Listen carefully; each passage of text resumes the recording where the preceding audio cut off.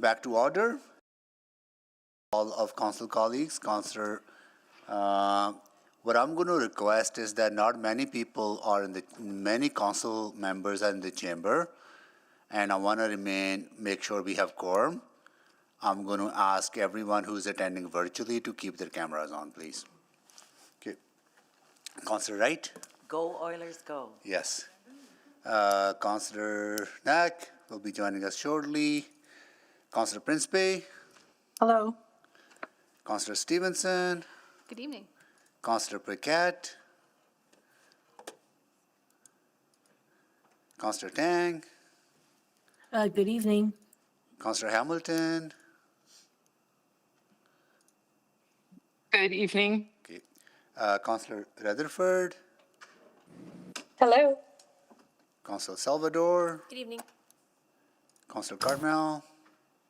Good evening. Councillor Rice? Good evening. Councillor Jans? Hello.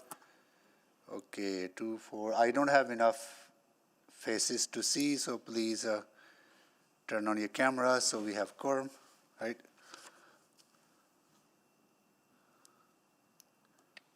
I can't do that. So Oh, it's in the fine. interest of quorum, I'll just leave if No, if it's preferable. If you can, then if you can't, then you can't, right? But if you're able to do so, please do so. Yeah. 1, 2, 3, 4, 5, 6, 7.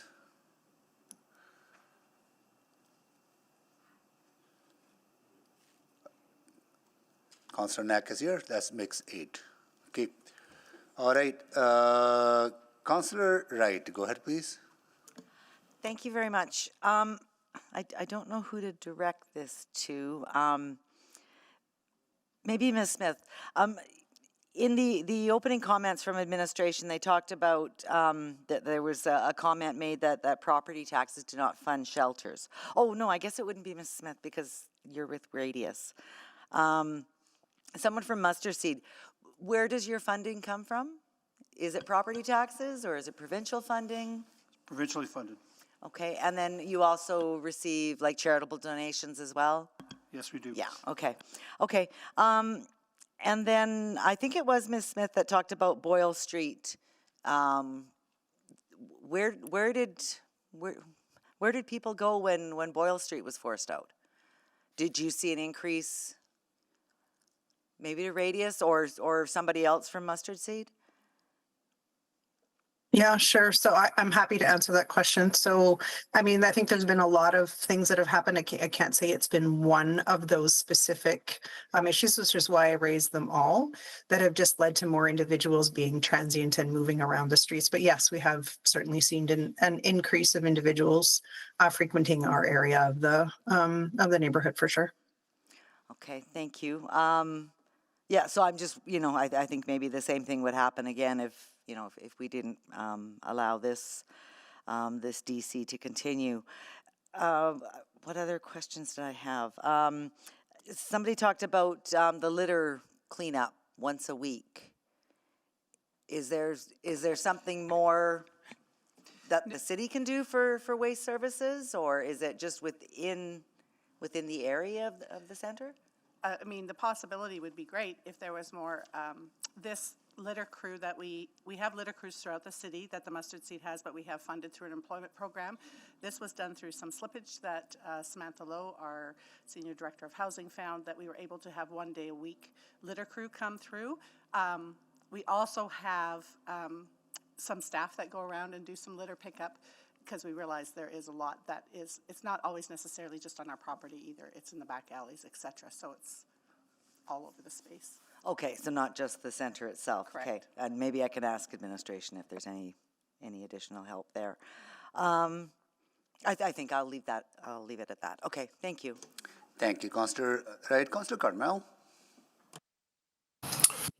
Good evening. Thank you, Mayor Sohi, and thank you to all those that are presented on this item. I guess maybe to Ms. Kempers to start. I certainly want to acknowledge all of the work that is being done at this facility and with Radius and the partnership that you've spoken to.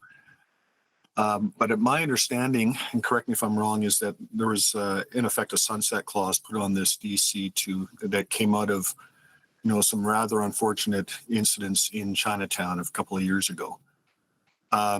Maybe I'll just check that I have that correct. Is that your same understanding? Or? I don't know if that would be if the sunset clause was put on directly because of the incidents happened in Chinatown previously. I would understand that there was some concerns of having a lot of shelters in the downtown area and the city's need or desire to decentralize services. And putting the sunset clause was to come back and see if shelters in the downtown were being effective and still needed. That was my understanding at the time.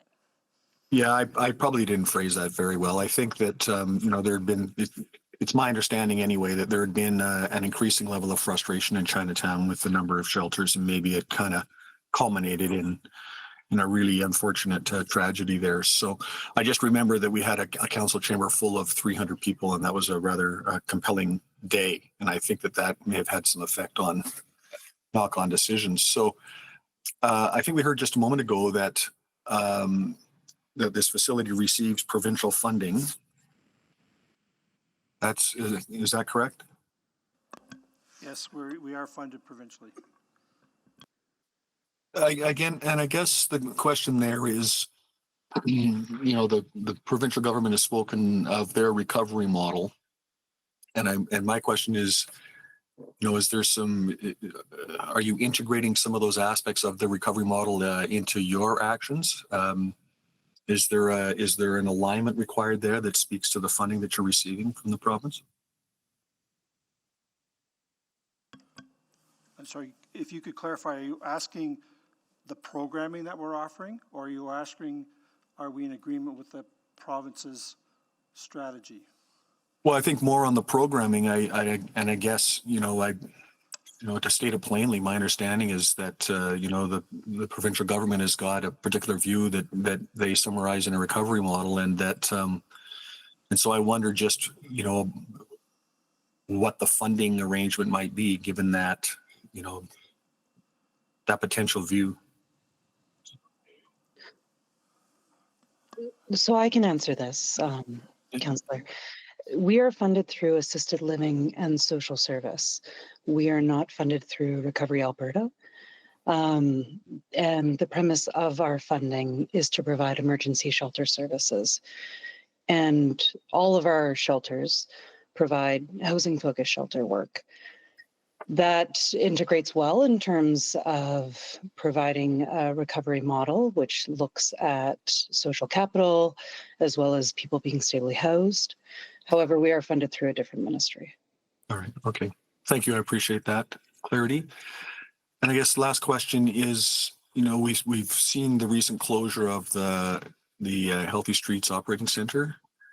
And I'm just wondering then what your interactions and relationship with the police service has been since that time. I can speak to that. Healthy Streets, that pilot project did close down.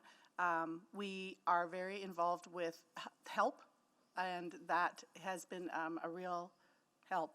It's been very, very, very great because we are able to have calls for service off the board along with a help navigator that comes and works through issues that might be more of a disorder versus a criminal issue, and getting those cleared up. So that has been really quite helpful. Now we have help navigators in every quadrant of the city: southeast, southwest, northeast, northwest, west, and that's quite huge. Thank you. Those are my questions. I appreciate those clarifications. Thank you. Yeah, thank you, Councillor Cardinal. Councillor Jans. Thank you. So I just want to make sure I understand this. You are currently operating. The application before us today is a land use rezoning to continue operating to allow year-round 24/7 space. You are here because the previous zoning is effectively expiring. Is that correct? I'll ask the CEO, please. That is correct, yes. And sorry, I forgot your name. James Gardner. Yeah. And I guess if you were denied here today, how many people would be directly affected again? How many neighbors do you serve? There's 100. We have 124 capacity for 124 people, plus all of our staff. And where would you go? Where would the 124 people go? They would have to find beds at an alternative shelter. My understanding is that based on the point-in-time count and the number of beds in the city, that there's insufficient beds in the shelter network here, although the beds are not fully utilized, so they would have to access other services. The folks that are using the Radius, to the best of my knowledge, and this maybe would be better directed to Radius, there is not a similar model of care that would be available to support those folks, and some of them would remain in the hospital system. If you had to relocate, I imagine there would be, maybe I'll put it this way. Do you have other zoned properties in mind that you could relocate to in another area? No, we don't. That was a question that was asked earlier. We did make an attempt to find other sites, that we were unsuccessful in that.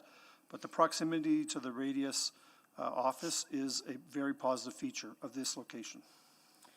And I guess if you had to shut down and move somewhere else, do you have funding in your budget to hire the movers, to do all of that other work, to get up and running? Is that something you're prepared for?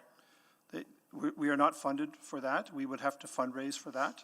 And that's, like frankly, we prefer to fundraise for work that goes directly into supporting vulnerable people to get housed.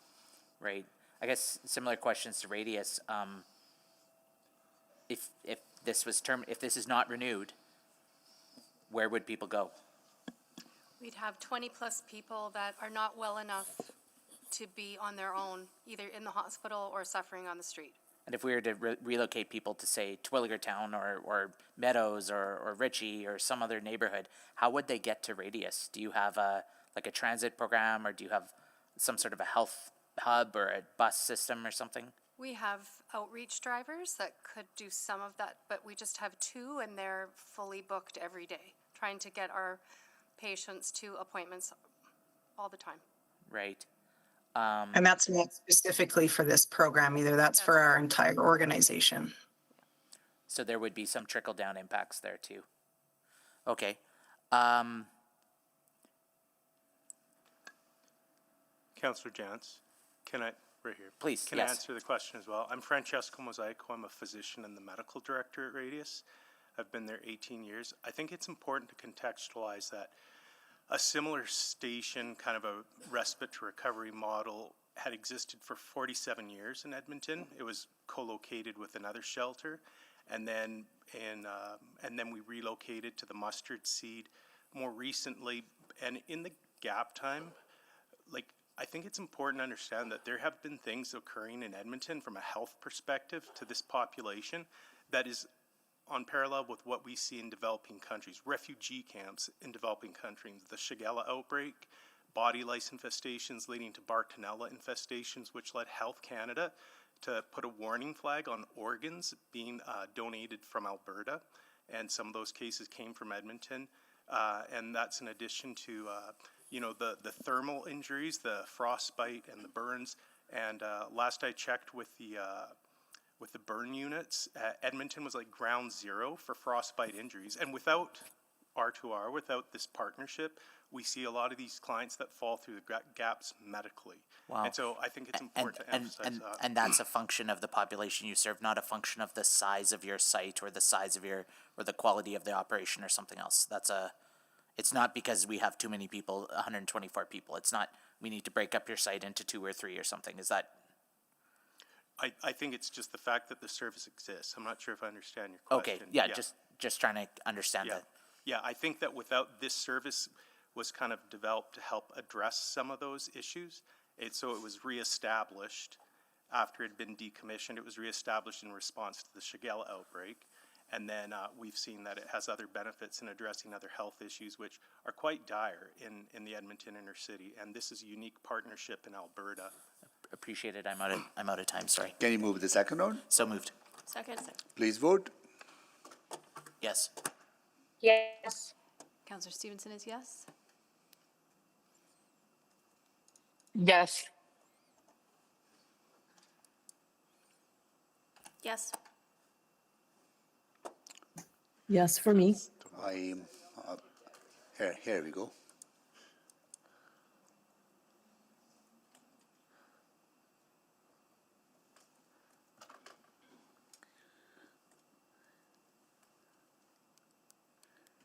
We have all the votes. Display the votes, please. That is carried. Councillor Jans, can you take the chair, please? Taken. Is Jacob Van Nest still present? Yes, I'm here.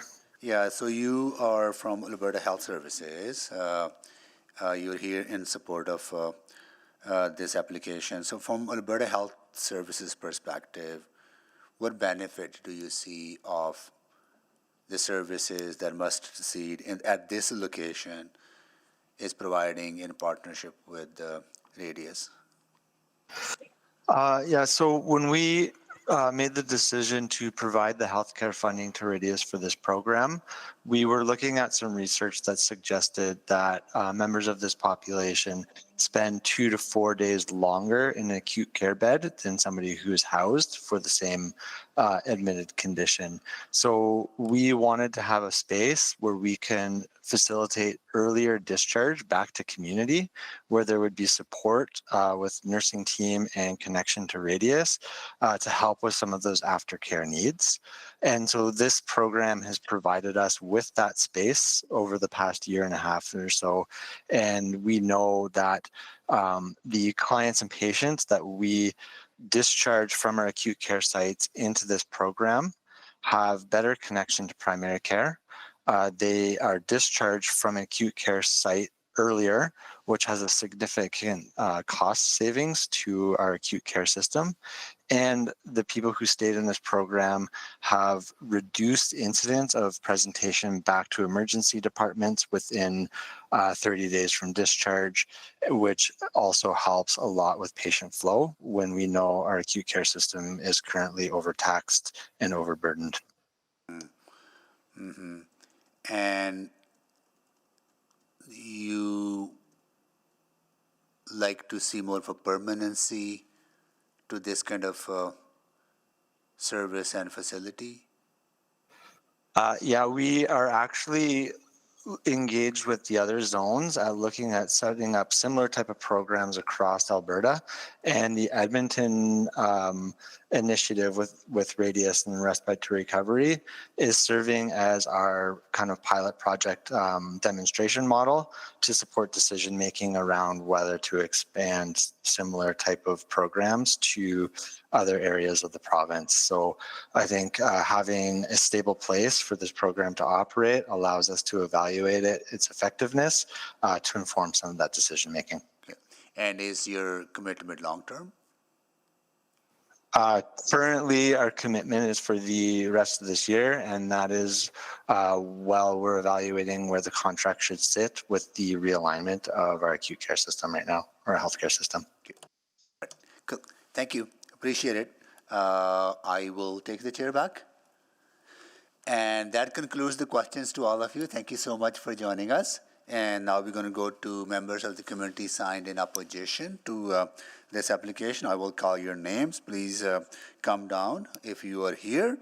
We'll see if Benjamin Furland is joining us, virtually or in person. No. Benjamin Furland. How about Aaron Bujurndal? Aaron Bujurndal. In person or virtual? No. Kathleen Quinn. Kathleen, come down, please. Ray Bailey. Ray Bailey in person or remote? No. Ping Chen, please come down. Phil O'Hara, please come down. Yeah.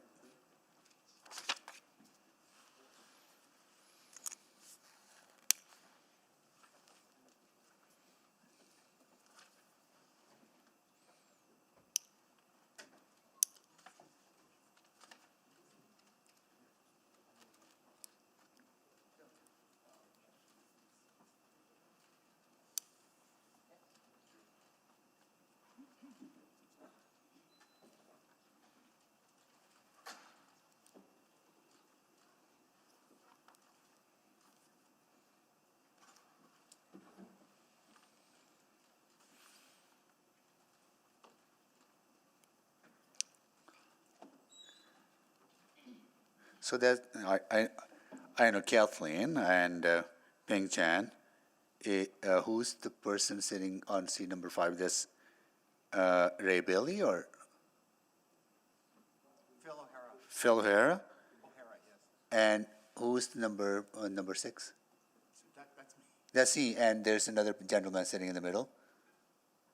It's number 4. Number 4? What's your name, sir? Ray Bailey. Okay, got it. Good. All right. So we'll start with Kathleen Quinn. Please go ahead. Good evening, Mayor and councilors. I have called Macaulay home for over 47 years, and I am one of many of the house community who are concerned for those who are homeless in our community and struggling with health care. And we also want to work to create a livable, safe community for everyone living there. I'm here to speak against Bylaw 21193 to allow the recent year-round 24/7 shelter to continue operating indefinitely. And I say recent because until February 1st, 2023, the building was a seniors drop-in center and provided supportive housing for 40 people. I am not here to speak against the Mustard Seed and Radius Health Center, and I am very thankful for the positive outcomes generated through their support of people in the sheltered and unhoused community to date. It's important to remember the only reason the Mustard Seed Central Shelter is in this location is because the building was vacated by Operation Friendship Society, which cited safety concerns for staff and residents and financial costs of an older building. And we need to remember that, safety concerns. The many unhoused people sleeping in encampments in central Edmonton and the River Valley catalyzed the response to create more 24/7 shelters. But was this need best met in this location? Elizabeth Fry Society's 24/7 Women's Shelter was created in Northeast Edmonton. Hope Mission's 24/7 Care Point Wellness Center shelter is in Northwest Edmonton. Cara Center for Women is downtown. And Muskokamik is near Gretzky Drive and 118th Avenue. And most of them also have a health component. I am here to speak for maintaining the current DC2 zoning with another extension of the Sunset Clause. Why? Temporary shelters are included in the current DC2 zoning. Shelters are intended to be just that, temporary. Why would we change the bylaw to entrench a permanent shelter in a neighborhood that already holds over 80% of the shelter beds? We all know that shelters are meant to be stepping stones, and what we really need is more permanent housing options to step towards. Could we not work more intensively towards a near future where the bunk beds and cots of Mustard Seed Central are no longer the status quo, where the province would fund Mustard Seed to return the building to supportive housing for around 40 people who could call their individual rooms home and continue to access Radius Health Center? If we need more temporary shelters, where do we need them? We hear that encampments are now seen throughout the city. When shelters are built or a building is repurposed, could we design them in such a way that the building could be easily converted to permanent housing once a temporary emergency need has passed? I reviewed the provincial data for shelter usage, which is only current to December 31st, 2024. I acknowledge that shelter beds in Edmonton were utilized between 60 and 100% on the cold winter nights of December. It is clear shelters are still needed because we don't have sufficient safe, affordable housing, and shelters are preferable to encampments where people risk freezing in the winter, sunstroke in summer, illnesses from unsanitary conditions, and victimization from the predatory drug trade. But if we continue to fund and zone for shelters, do we lose the urgency and imperative to create more safe and appropriate permanent housing? The words inclusive and compassionate in the city plan shaped the vision of many people in Macaulay who began working over 50 years ago to create a diverse, vibrant, supportive, engaged, and safer community through community development, creating a variety of housing options such as co-op housing, affordable housing, supportive housing, and encouraging small business investment, and utilizing the tools of community plans and zoning.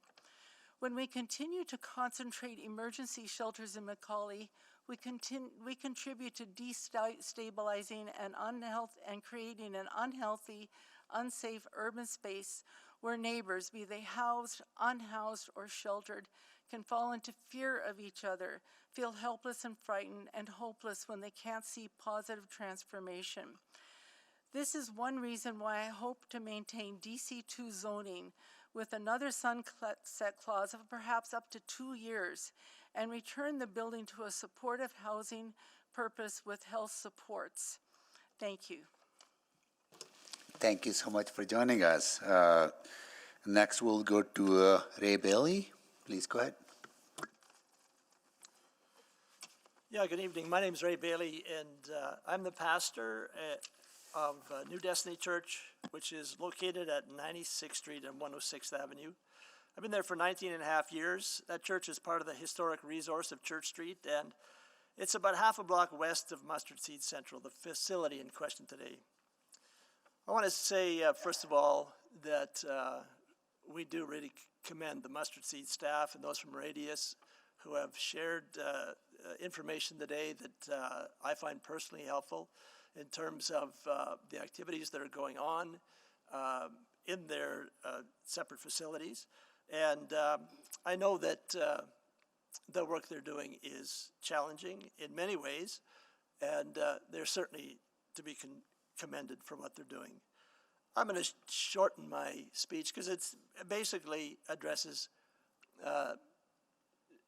not whether or not we like the Mustard Seed or Radius, but the issues that are going on in the neighborhood and the effect it is having on people. I expected actually a couple more of the business people to be here because I've certainly heard their opinions and concerns about how much of an increase of activity, negative activity, that they've had on their properties, windows being smashed, so on. And personally, we ourselves have felt the intensification of activity, negative activity around the neighborhood since the 120-bed shelter began.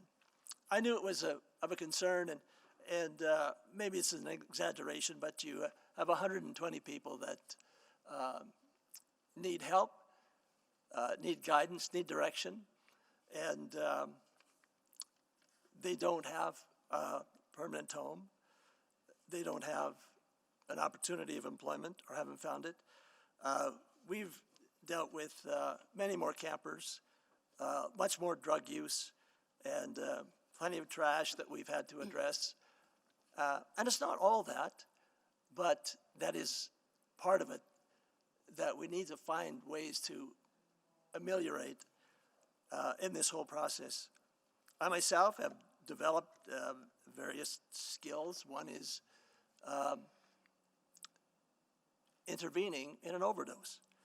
And so just a couple of weeks ago, I came upon a group of 3 in our parking lot and soon discovered that what their friends didn't realize is that this person was unresponsive.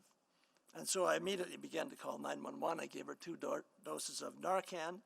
Another person gave it a naloxone shot, but she didn't revive until the ambulance arrived. And at that point, she returned violently and banged her head. And the EMT was trying to avoid being struck by her, but they knew her by name. I'm saying that just to mention that we are in the midst of a crisis, and we are participants in it. At our church, we have naloxone kits, my office door and the garage door, in every major enter to the church. And we try to have people that are trained and able to use those facilities to help people out. We did help her, but the stress and the tension in the neighborhood is palpable. The drug use, the use of any handy place as a washroom, the yelling and swearing up the street, the discarded needles. I know that you've heard it all, but it's still a concern and something that I think we need to address. Some people have called the area a war zone. Others have told me they don't feel safe in the neighborhood. And some have said it's 20 times worse than it used to be. I've been there for 20 years. I wouldn't say it's 20 times worse. There's always been a certain tension. But there's no doubt that it increased when the shelter came. And so again, like my friend here, We know this work is important, and we know it needs to be done, but we believe that it should be spread out, and that possibly one of the ways would be to reduce the capacity of the shelter itself. The folks that I talked to this afternoon, they told me they were in the shelter. They were just eating pizza in my parking lot. I don't have a problem with that. The only thing I address is the meth pipes, and then I'm always asking people to help me with the litter. There was a couple of other fellas, they were at the front corner. They obviously weren't shelter people. They were just hanging out because it was a place to hang out. And then there was a whole pile of garbage in the front yard that wasn't there when I got there this morning. And so those are the issues that we deal with on a daily basis. And I thank the city for their part in picking up litter. It does make a difference. Thank you. Thank you very much. Thank you so much. Next we go to Pinkan. Please go ahead.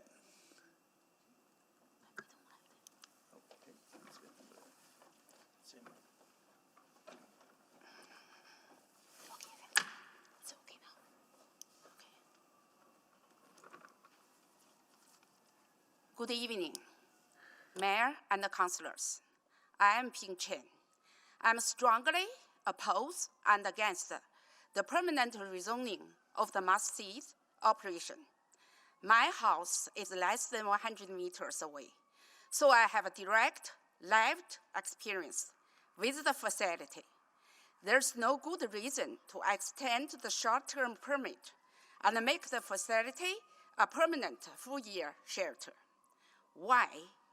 All of the neighbors have told you why. First, this shelter shouldn't be located in Macaulay, which is already has too many shelters and subsidized housing. This type of shelter should be provided elsewhere in the city. Second, the shelter is a bad neighbor.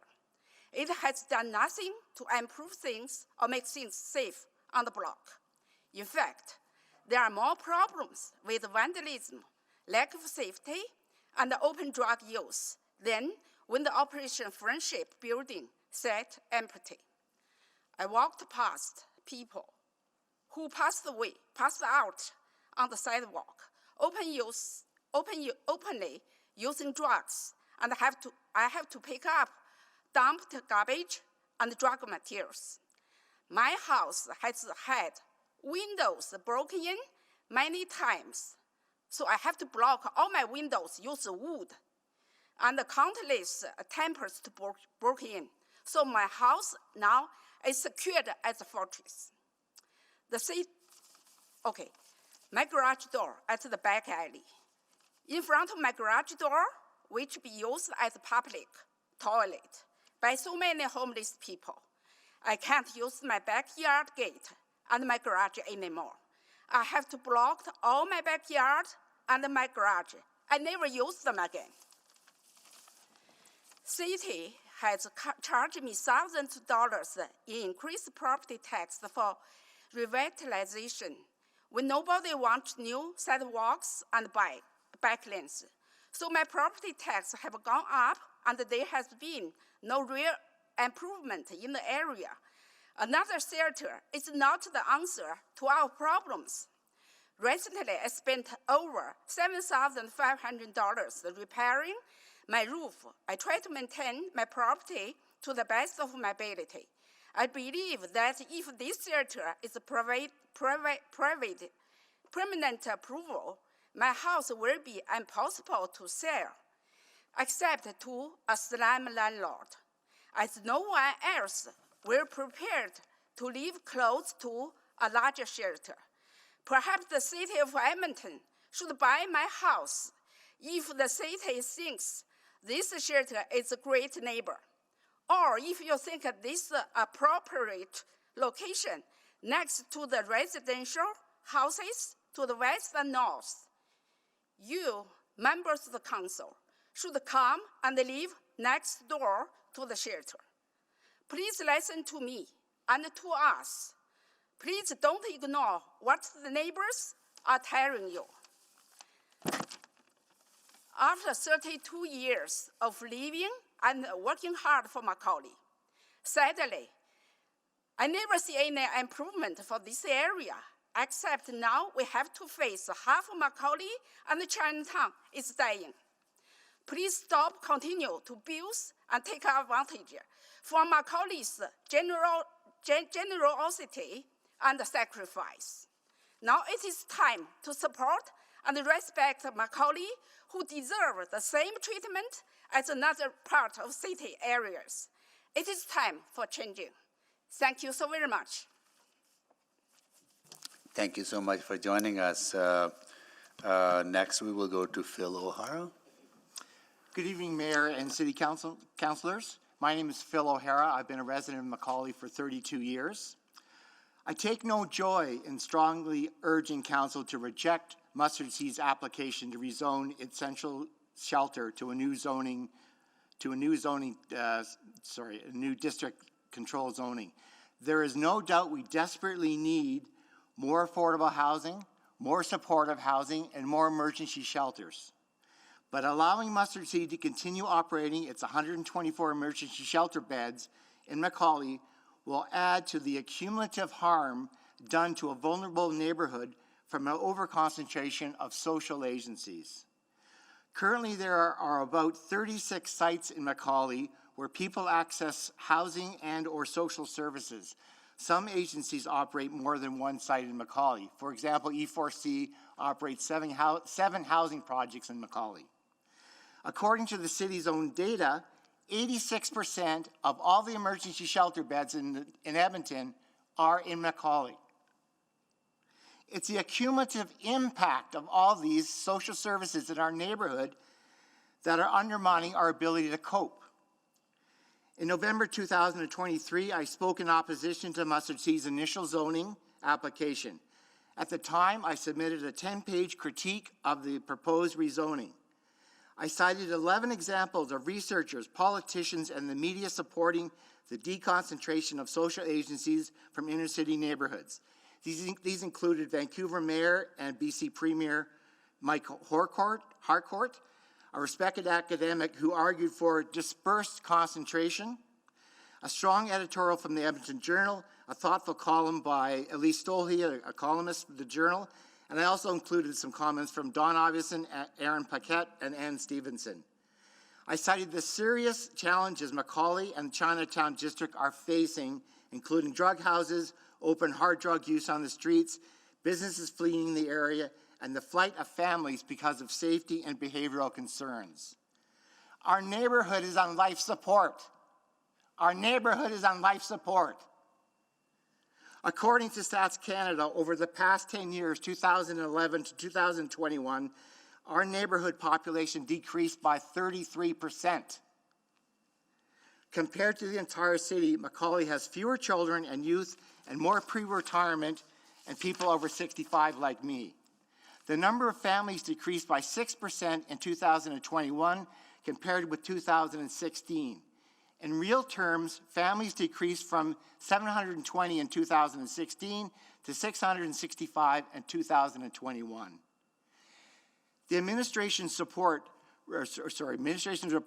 supporting the current proposed rezoning claims, and quote, there are no policies or plans which require the decentralization or relocation of existing emergency shelters or prevent the addition of new emergency shelters or support services within central Edmonton.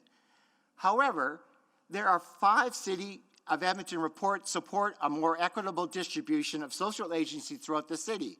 These include Edmonton's Downtown Core and Transit Safety Plan, 2022, Chinatown Economic Development Plan, 2016, Macaulay Revitalization Strategy, 2010, Discussion Paper, Options for Encouraging Diverse and Inclusive Housing in Neighborhoods Across Edmonton, 2010, and the Research Report on Concentration of Social Services from 2008. In Edmonton's Downtown Core and Transit Safety Plan from 2022, the city is explicit in committing to deconcentration. In the upcoming action section on page 14, the city identifies a plan to deconcentration social services. It reads in part, the administration will work with community stakeholders and other orders of government to create a 5-year plan to redistribute social services from Chinatown and downtown to other appropriate areas of the city. It goes on to state a more equitable distribution of social services, both across communities within Edmonton and across the greater metropolitan region, can increase access to services for people who need them and potentially reduce the impacts of their concentration on neighborhoods. After 3 years, nothing has been done on this plan. Why is this asking too much? Why won't you listen to us? Deconcentrate social service from the downtown and distribute them throughout the city. Thank you so much. Thank you, everyone, for joining us. Now we will open for questions from council colleagues. Who would like to start first? Councillor Stevenson, you want to start? Yeah, thank you very much. I really appreciate everyone for staying with us and for your thoughtful presentations. I think you've captured a lot of the dynamics that I've been hearing, and we'll certainly have questions for administration based on some of your comments. Yeah, maybe just to Speaker Quinn, I think what I heard you asking for is not sort of an immediate shutdown of these operations, again, looking for an extension. I think the way you framed it was sort of just that long-term entrenching of permanent shelters being what you're most concerned about. Yes, that's what I was suggesting. I know pragmatically we couldn't just see a shutdown on July the 1st. That would not be fair to anybody. And so if I want to believe that we are all working in a good direction. There are new things coming on board. Jasper Wellness is doing something in Cromdale. Other things are coming in where we can build a positive cumulative effect if we continue. I suggested up to 2 years pragmatically. And can't we hope and dream that we will have an improved situation for everyone? So that's what I'm suggesting. Okay, no, I really appreciate that. Again, I really appreciate your presentations. I thought they were very clear, so I don't have any other clarifying questions for you, but just very grateful for you sharing your thoughts and, again, for waiting so long to do so today. Thank you. Okay. Thank you, Councillor Stevenson. Councillor Jans, can you take the chair, please? Taken. Thank you. I really appreciate the presentation and your thoughts and the concern you have raised. We've been hearing about these concerns for decades, right? And I've been hearing in this role for over the last 4 years. So where I'm really struggling is Kathleen, you and I have known each other for a long time. We've been working on these kind of social justice issues for a long time.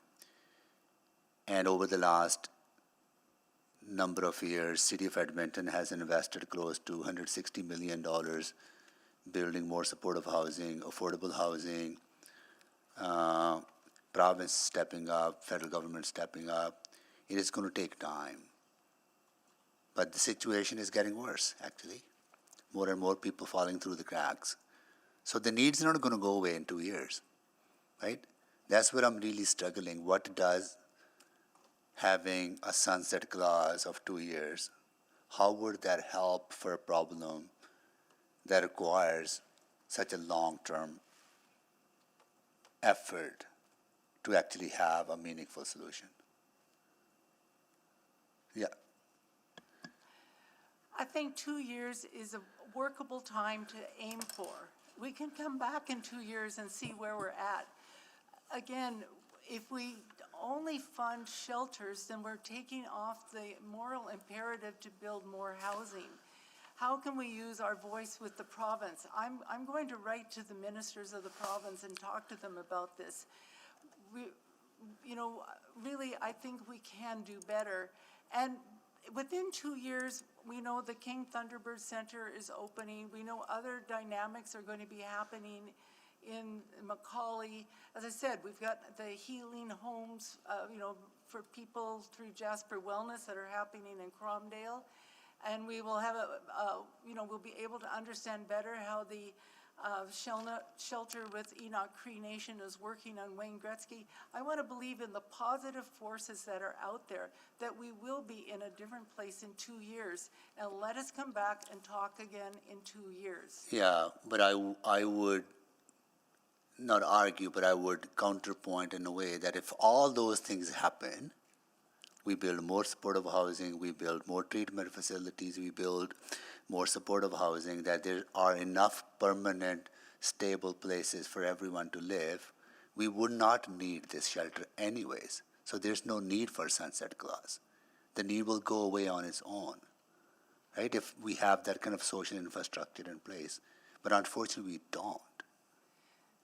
That's where I'm really struggling with this concept of expiry date on something that is probably be here for longer than 2 years. It could be, but we could still, if we have a benchmark to aim for, that can also help move things forward, because it is easy to become comfortable with what we know and to just keep adding on to all the shelter beds. I mean, how many beds does Hope Mission have?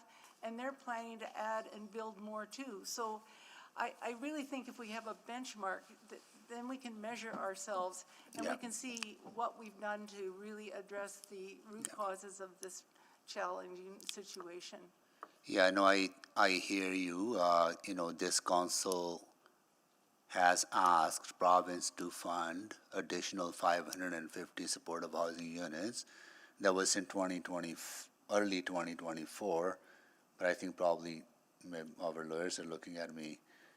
Maybe this is not a land use question, right?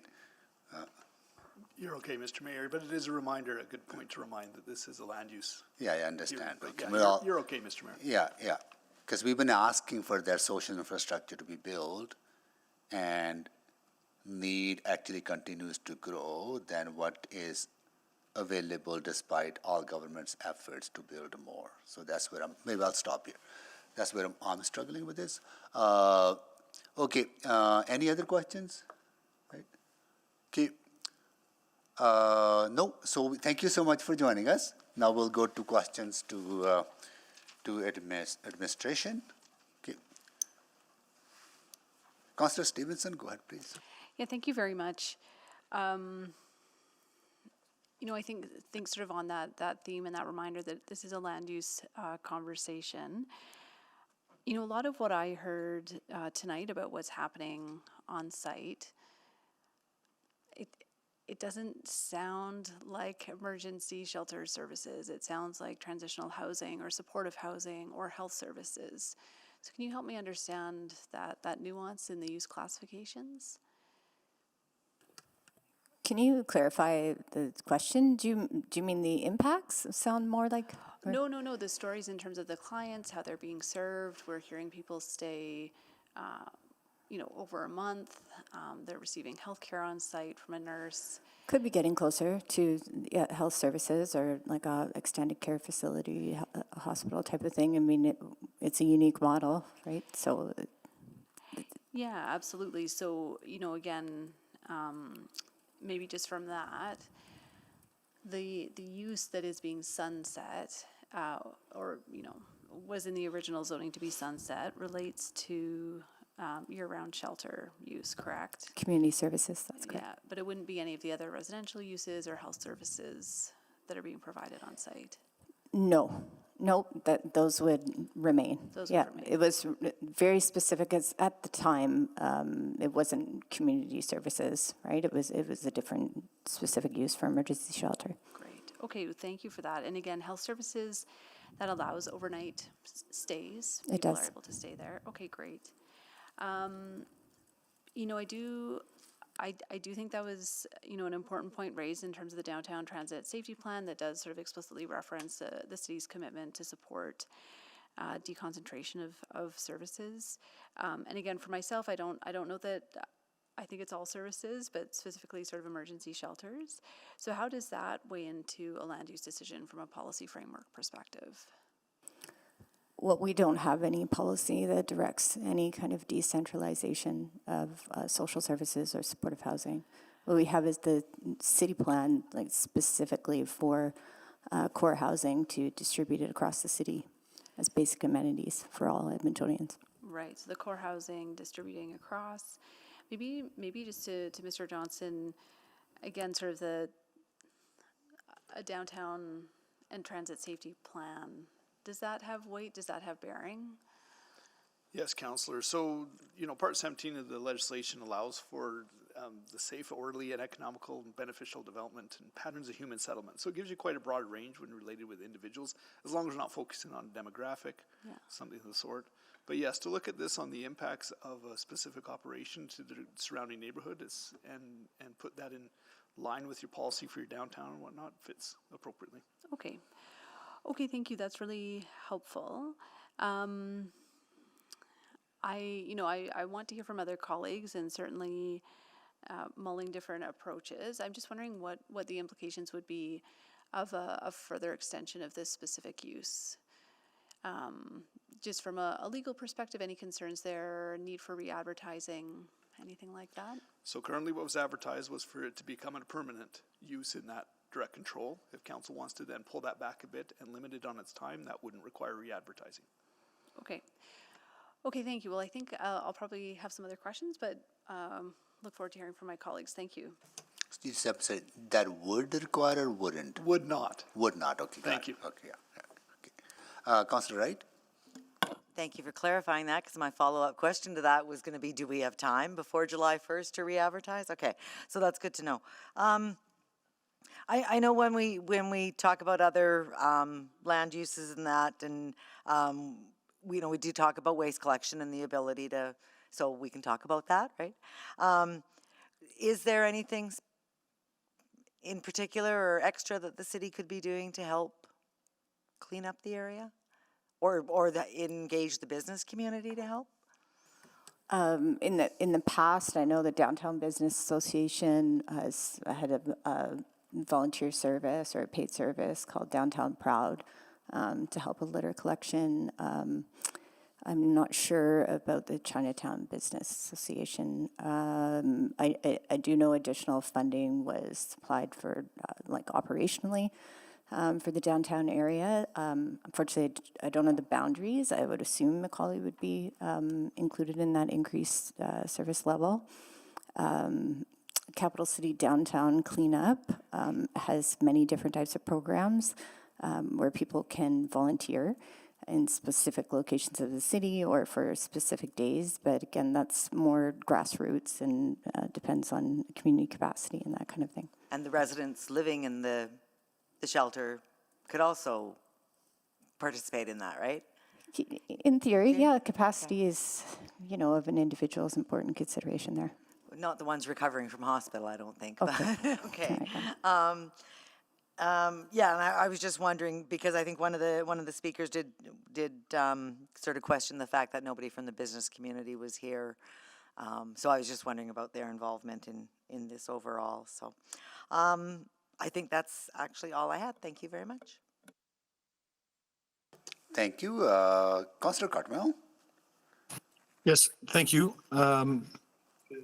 Just following up on my earlier question, the DC2 application, the original one, came with a sunset clause. Can you remind me what the impetus for that clause was? What were we responding to there? Was there anything specific, or was it like a collection of circumstances? It was a collection, Councillor Carmel, and I think that was, remembering the conversation, actually, that was a motion, right, from started with Councillor Stevenson. So I think actually the original DC did introduce the use for either an extended period of time, and through the conversation at public hearing that day, it was reduced. Right. Oh, yeah. Perhaps that's a better. Maybe I'm not phrasing my question properly. It was that sunset clause was not part of administration's original recommendation. Maybe that's a better way to ask it. Yeah. That's correct.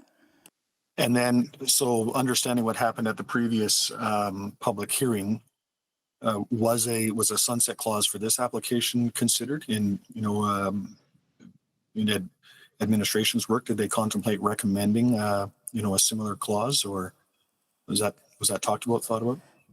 No, the applicant had asked that this, all of this direct control does actually is remove the sunset clause. Right. This is, everything else in the direct control remains the same. I think, yeah, consideration of policy and the functioning of this unique model for a much needed service forms the basis of our recommendation for support. Right. Okay, thank you. That was all for me. Thank you, Councillor Cartmel. Councillor Jans, can you take the chair, please? Thank you. Taken. This is to legal. Other than this exception that we did 2 years ago on the sunset clause, when was the last time we actually used sunset clause on through zoning to restrict use for a certain amount of time? So council has used sunset clauses generally as a way to encourage development not to sit and become stagnant. We've used sunset clauses where if you don't develop within a certain amount of time, you lose rights. That's a way to incentivize development and to avoid speculation. I can't think of a scenario, maybe planning can help me here, but I can't think of a scenario where we've used it in this type of a setting to remove a So have we perceived ever concern. used sunset clause if there was rezoning on an existing use from DC2 to DC2, so made some modifications? Have we ever said that you can continue to use this for a couple of years, but after that come back, we will see if we can grant you further extension? Yeah, Mr. Mayor, only with temporary uses. We've done with temporary storage, stuff like that. But no, not something like this where there is a permanent infrastructure type. But I do stand, if planning can prove me wrong, I'm fine with that. Yeah, no, we are racking our brains over here collectively and can't think of an example. Right. Yeah, parking lots, I guess, well, Center City, temporary parking lots. But that is still off the premise there is that we are waiting for development. Yeah. Yeah, that in this case. But we use sunset development is clause there. to encourage something to happen on the site to spur growth. That's generally been the policy of council. That's when it's been used, yes. Okay. And when we look at land use planning or land use consideration, yes, community concerns, absolutely, disorder, how much, and crime and all that, but do we consider who lives inside those buildings? No, Mr. Mayor, I would ask that you don't. We really don't look at the users of the facilities. Really, the question before you, if I could maybe help and try and frame it, is there a better use in 2 years that you're not seeing at this point? That's often the case if you're looking at something like this of a temporary nature. It's almost used as a holding pattern in other scenarios. I don't know that we're seeing that here as much, but I put that to you. But no, you can look at crime, litter, all of the impacts on the neighborhood, absolutely. Maybe let me understand that Not the better then. users. So I just need to understand in simple terms.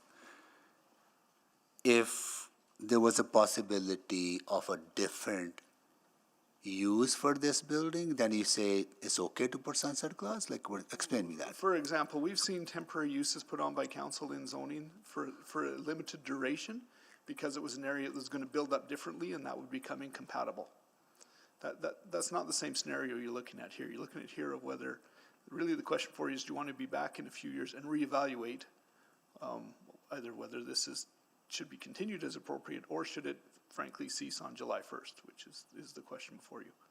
But we've seen a scenario where there's a future incompatibility that's likely is the cases where we've seen sunset clauses often used. Yeah. Okay, do shelters, we have minimum shelter standards, is that a land use consideration to ensure that they are being met? Yes. Okay, got it. Okay. Yeah, we can't enforce them, right? But we can ask questions about it, then we can't enforce them because we don't have the mechanism because that's tied to provincial funding. Correct. Ask about them and learn about them for sure. But enforcement is, if that's a provincial matter, then yes, it's out of your jurisdiction. Okay. All right. I'll take the chair back. Councillor Rutherford, go ahead, please. Yeah, thank you. I'm going to go to legal first for my line of questioning. Am I allowed to ask about the application process? And the reason I ask, The rezoning application process? uh-huh. Yes, I don't have a problem with that. So when we put in sunset clause, who bears the cost of the rezoning application? The applicant. So if we put in a sunset clause when this came back before, so they've had to pay to come back again, and if we put another sunset clause, we're making a nonprofit who's trying to serve our most vulnerable pay again? That's correct. Okay.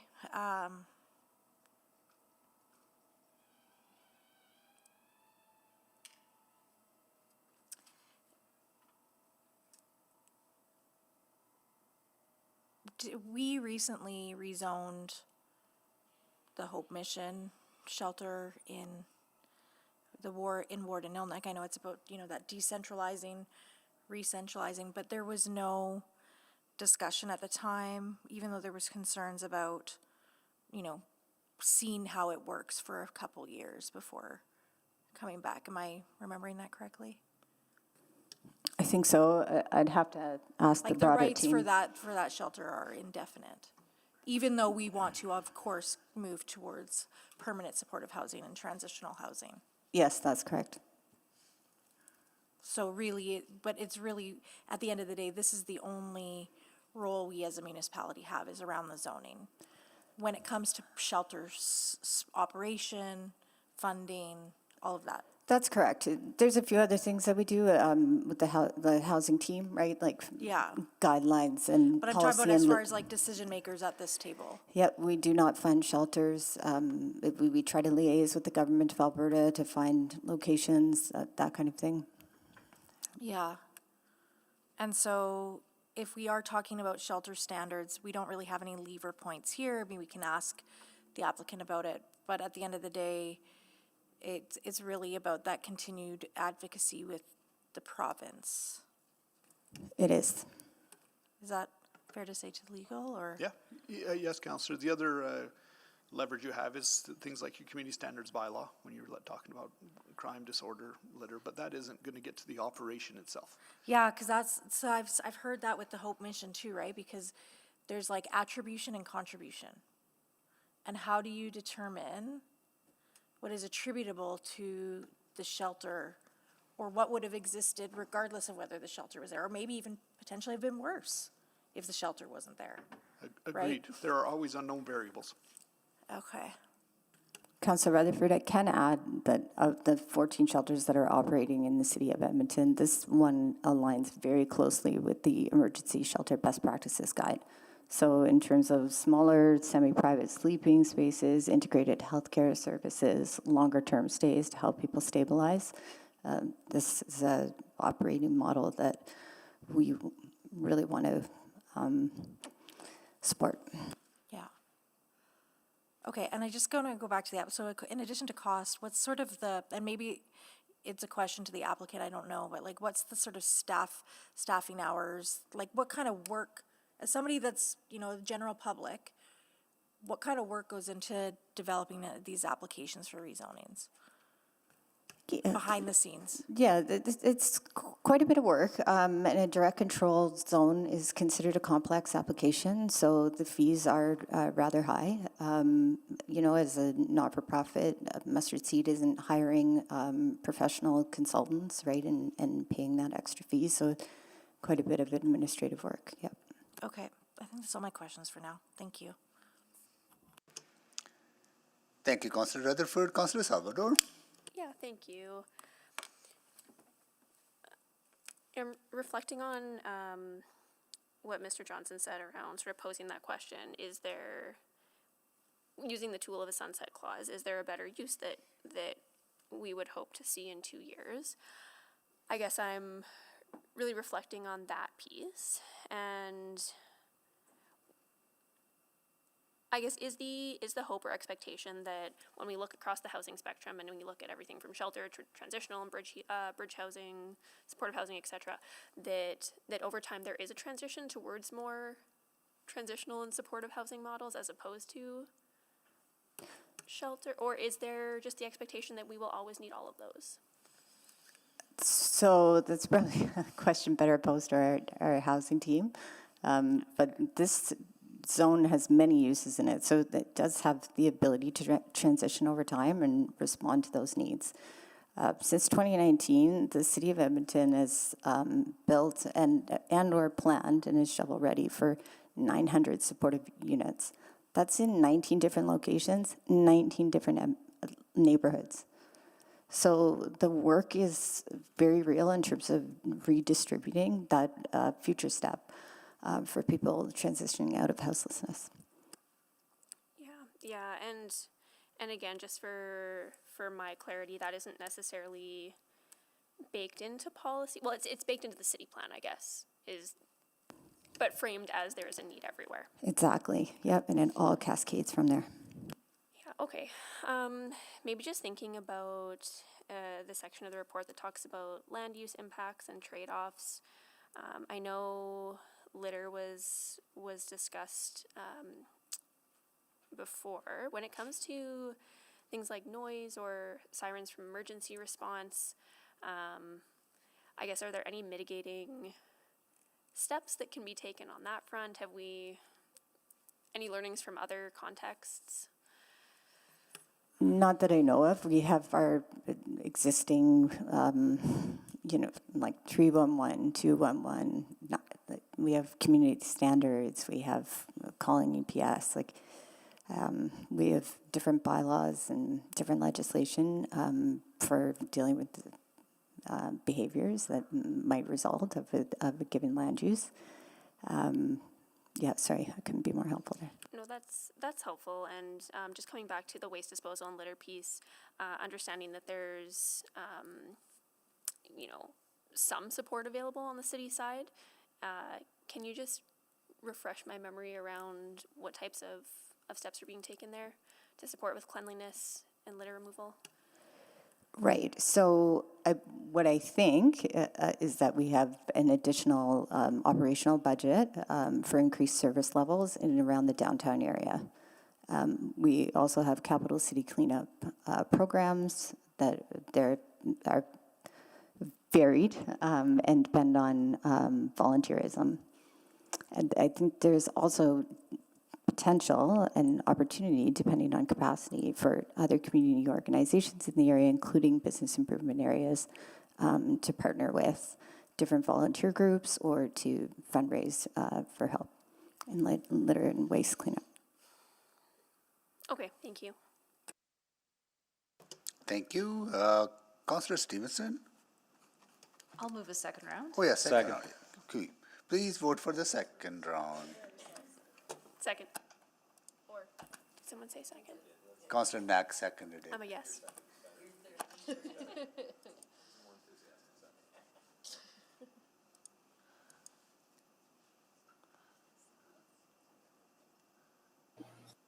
I'm a yes. That sounded awesome.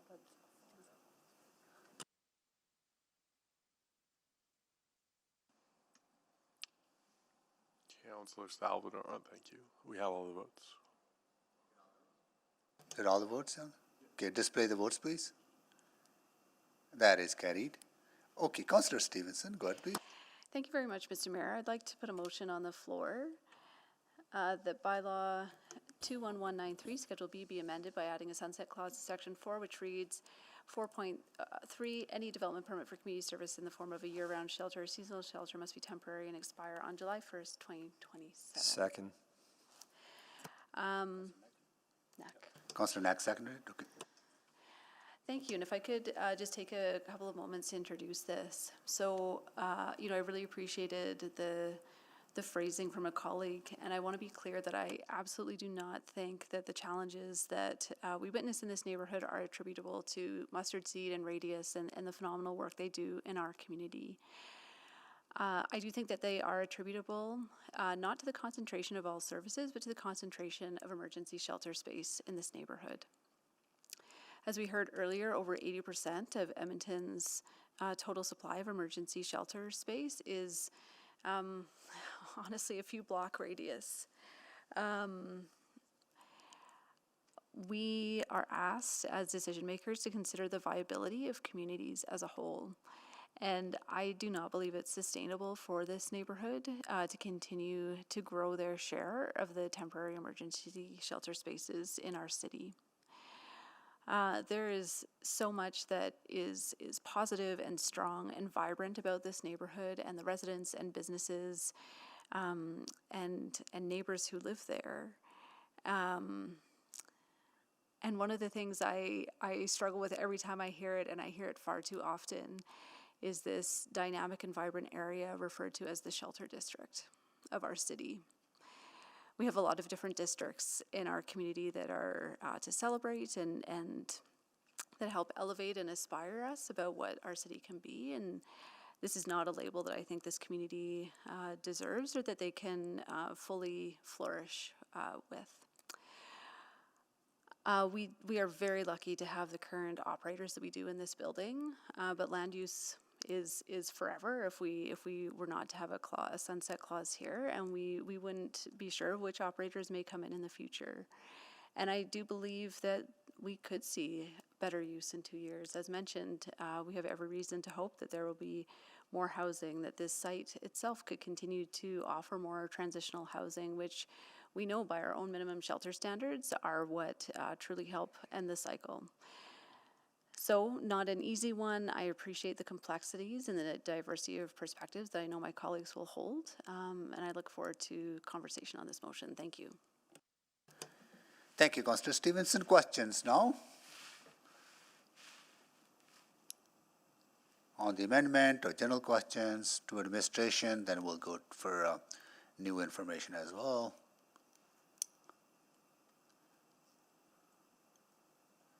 Okay, can we go to new information now, including on this one, Jonathan, or we vote on this one first, then go to new information? It's been late, so you got to remind me the process. Mr. Mayor, that's your discretion. It would be fine to go to information before you vote on this if you wish to. If you want this to be an open question before council decides it, you would do new information now. Okay, on this before we can go for new information. Okay. Any new information on this or new questions to based on the motion to the proponent or folks in opposition? Councillor Rutherford, go ahead, please. Could I ask one of the applicants to? Yeah, this is new part of new information. Can I ask them to come back down? To the applicant? To the applicant, yeah. So the primary speaker for the applicant.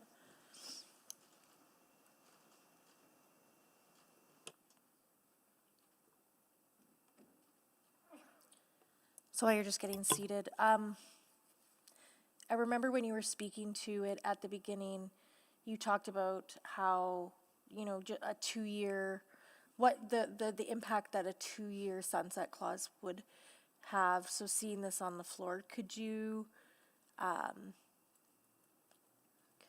could you elaborate on that a little bit? Because you only had 5 minutes to cover a lot of stuff. So since we're focused specifically on this topic right now.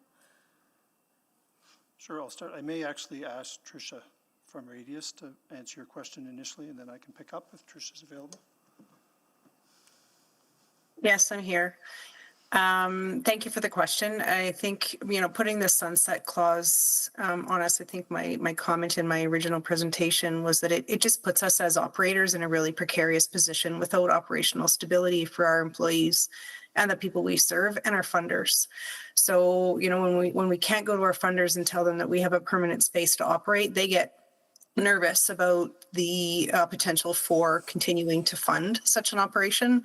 It also creates divergence for us as organizations, like a distraction, frankly, rather than our focus on just continuing our operations and trying to do the best that we can and improving and evaluating that operation as we move through it. We're focused on now finding another place to operate. It took us more than 2 years to get this site up and running. And so I can't imagine what that will look like in the next 2 years when, we've been trying since the original one was approved with the sunset clause to find another space. So I'm just not confident that that's going to be successful. And it's just another piece of work that is staying on our plate, frankly, that is not serving the population. So that's just our position. And I guess to administration, just so I'm clear with the motion and the intent on the floor, this is just for the shelter component, correct? That's correct. So I guess to Radius or the mustard seed, what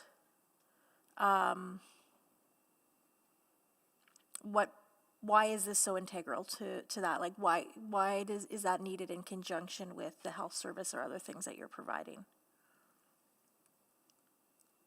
So I guess maybe I'm not 100% clear on what portion of the operations would not be able to continue if the rezoning wasn't approved. I will say that the shelter function is what the Respite to Recover program relies on in terms of the service and support to individuals when the Radius staff are not there. They're only there Monday to Friday, like 8 a.m. to 5 p.m. So anytime around, other than that, all the meals, all the support that someone might require in the middle of the night, whatever that might look like, that's provided by the shelter staff of the Mustard Seed. So without that 24/7 shelter support, we wouldn't be able to do the health service piece that we do there. So I guess I'm just not 100% sure what would have to go away if the zoning wasn't approved. Yeah, and I guess to administration again, do the other shelters in the area, are they all direct control? That is a good question. I don't know. Sorry, not off the top of my head. I'd have to look it up, Councillor Rutherford. It's not in this location, but the Hope Mission that was approved in your ward was the standard zone. CB. Yeah, no, I'm talking about specifically in this area, because I'm just worried about also the unintended consequence of, we want shelter providers to do better standards, but if they have to do anything that would change a DC and they have to come back for public hearing and they're worried about sunset clauses, is that going to have a negative knock-on effect on some of, that's what I'm trying to get to. Yeah, it doesn't evergreen. If you put the sunset clause in there, they'll have to stop the use. Yeah, I'm talking about even like other shelters that are listening, if they're direct control as well, would they just not even consider renovations or things that might have to trigger a rezoning? Oh, at the risk of having a clause being introduced. Yeah. Correct, yeah. I can't say. Is that? Just so long as I also remind you, this isn't precedent setting, but yes, there is It always. yeah. But people do watch for trends. Okay, that's, my time is out for thank you. Thank you, Councillor Rutherford. Councillor Stevenson. Yeah, I think that was some clarification that I was looking for. So again, the services provided through the Respite to Recover, that could continue under a health service, and even including the overnight 24/7 care. Yes, health service and healthcare facility, both in the zone. That's correct. Great, and then again, sort of that continuous stay. Again, people are able to stay night after night in the facility. That could again also be deemed supportive housing, for example. Supportive housing, also use in the zone, that's correct. Okay, and so potentially, like, I think the thing that is clearest is perhaps just those 10 p.m. walk-ins that again are sort of sent out in the morning. That's what most fits the definition of the emergency, or sorry, temporary year-round shelter, or permanent year-round shelter. Yes, the temporary stay. Okay, thank you very much. Thank you, Councillor Stevenson. So that concludes the questions on this. Now, to speak to the amendment. Okay. To speak.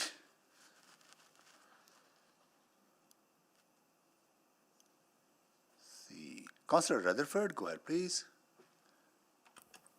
This is really challenging because I can see and I appreciate, as we do with so many things around this table, both sides of the argument, and you're hearing the speakers in favor, and then you're like, oh yeah, and then we come to the public hearing and we hear the speakers in opposition, and we're like, oh yeah, like those are all really valid and important perspectives. And yet, what I'm coming back to is we've talked so much about how the system needs more work and that the spectrum of housing, we know what works and what's ideal and what's not ideal. But at the end of the day, I very much do not foresee a situation in the foreseeable future, specifically not in the next 2 years, in which we would not have a need for a shelter service. It is a spectrum, and we will always have people that fall into homelessness. And unless we have an infinite supply of transitional and permanent supportive housing, we will always need that in the spectrum, in our toolbox, in our toolkit. I understand the concentration of the issues, and I would welcome and appreciate, because I actually don't think that this area is in the city center optimization. I think that boundary is really tight. Okay, the ward councillor is saying it is.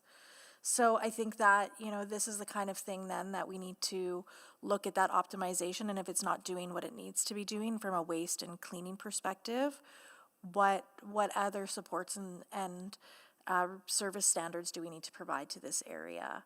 Because I also think it's really, really risky to start to attribute the problems of any neighborhood, and I've experienced it with the Hope Mission in the ward I represent, with the services that are being provided. So sometimes it's like prevention. You don't know what would have existed if you didn't have preventative services in place. And so we don't know how bad Macaulay could have been in the absence of this, because the reality is that people go where it works for them, where things are in close proximity, where they have community, where they have connectedness, where they're familiar. And so that historically has been downtown and central Edmonton. And so that doesn't change overnight. I also think about the questions I asked about the process and putting this organization through this process again in another 2 years. I think it's creating an inequity with other service providers that are also doing the things we heard from administration. They're working really closely to align with those service standards, and it's not perfect because you're still trying to fit a square peg into a round hole. You're having to deal with the infrastructure that you have with standards that have changed, but your infrastructure is still the same. We're experiencing that as a city all the time with, things like active mobility and those kind of things. So with all that in mind, I would welcome a subsequent on and further discussions, which I know we've had a lot of, but obviously it's not having the impact that community would like to see. So that means we need to be doing more on how we don't just focus on, let's say, the ICE district. We focus on the entirety of the downtown. But I cannot support this motion in good conscience today with all of the information that I have before me and understanding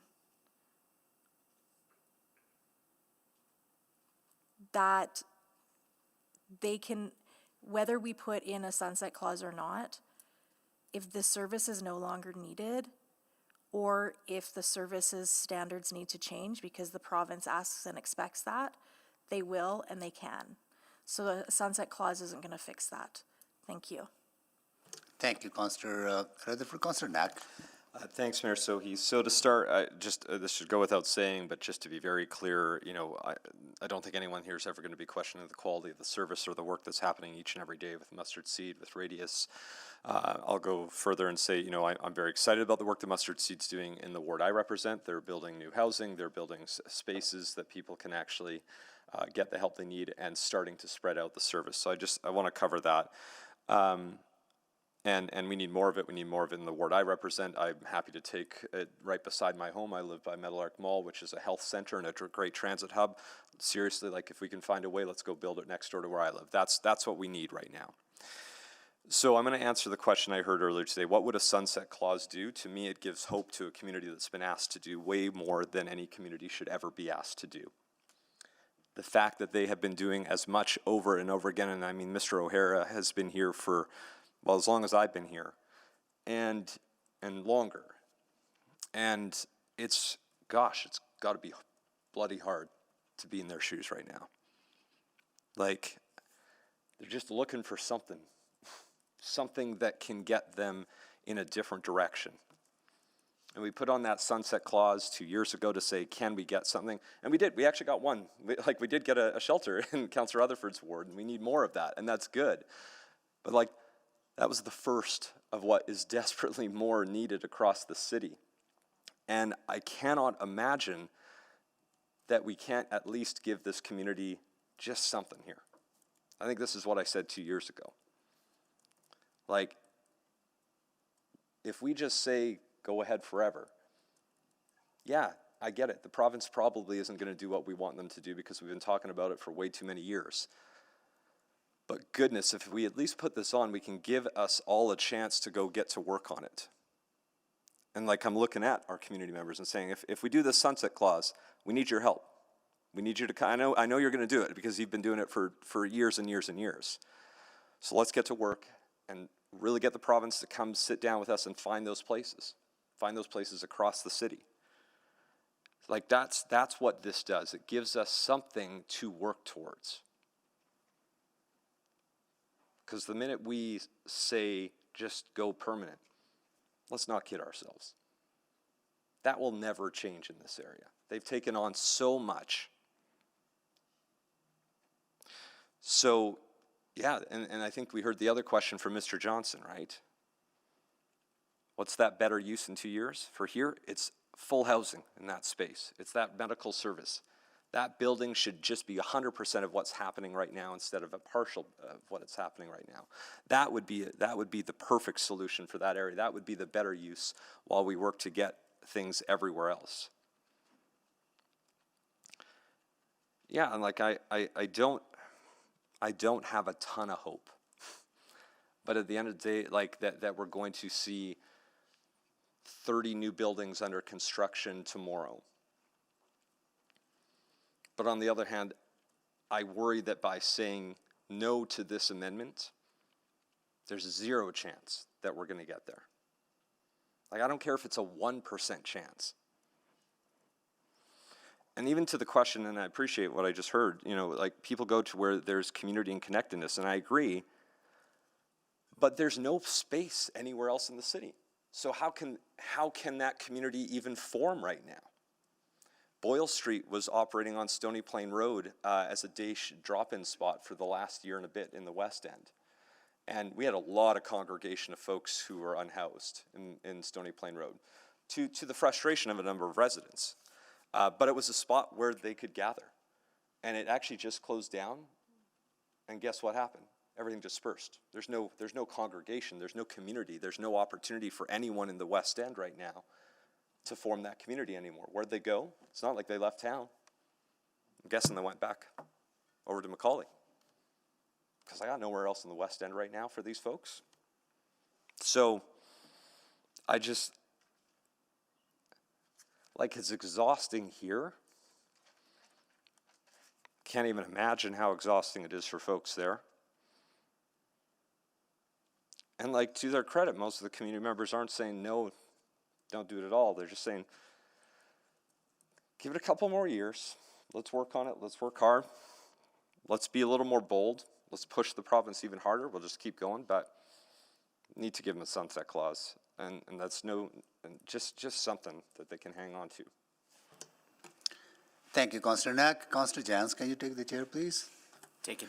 I want to thank everyone for joining us in this conversation. I do want to give community hope, but we need to give community the real, tangible, possible hope.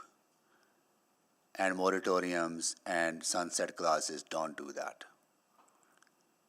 I go back to my time on council when Councillor Jane Batty put forward a moratorium on Boyle Street neighborhood that were passed, I was the only one that did not support it.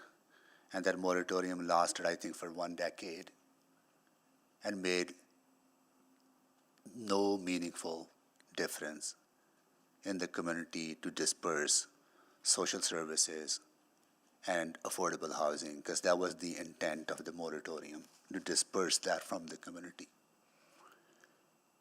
And we had a moratorium, we have been making efforts to disperse other services. Disbursement of encampments has been a dismal failure. It has actually made other communities feel the brunt of houselessness that they have never experienced before, which may not be a bad thing in a way, because then everybody becomes aware of those challenges, right? But it did not offer any solutions to Paul Mokali. Did not offer any solutions to other areas where encampments were very highly concentrated.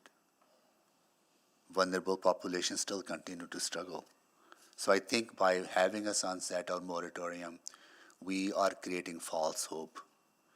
If we want to give real, meaningful hope to the community, we need to find long-term, sustainable, permanent supportive housing with wraparound services, which we have been working on with province. Some movement has been made. We have built 800 or 900 supportive housing units. We advocate for additional shelter capacity. We have gone from 700 shelters to 1,700 shelters. We ask for 24/7 opening of those shelters. That is happening. We ask for more health-related services in those temporary shelters, which is happening. And this is a good example of how people can be transitioned from shelters to homes. And we need to reward that good work. And we need to support organizations like this, Mustard Seed and Radius, so they can be encouraged to carry on that work.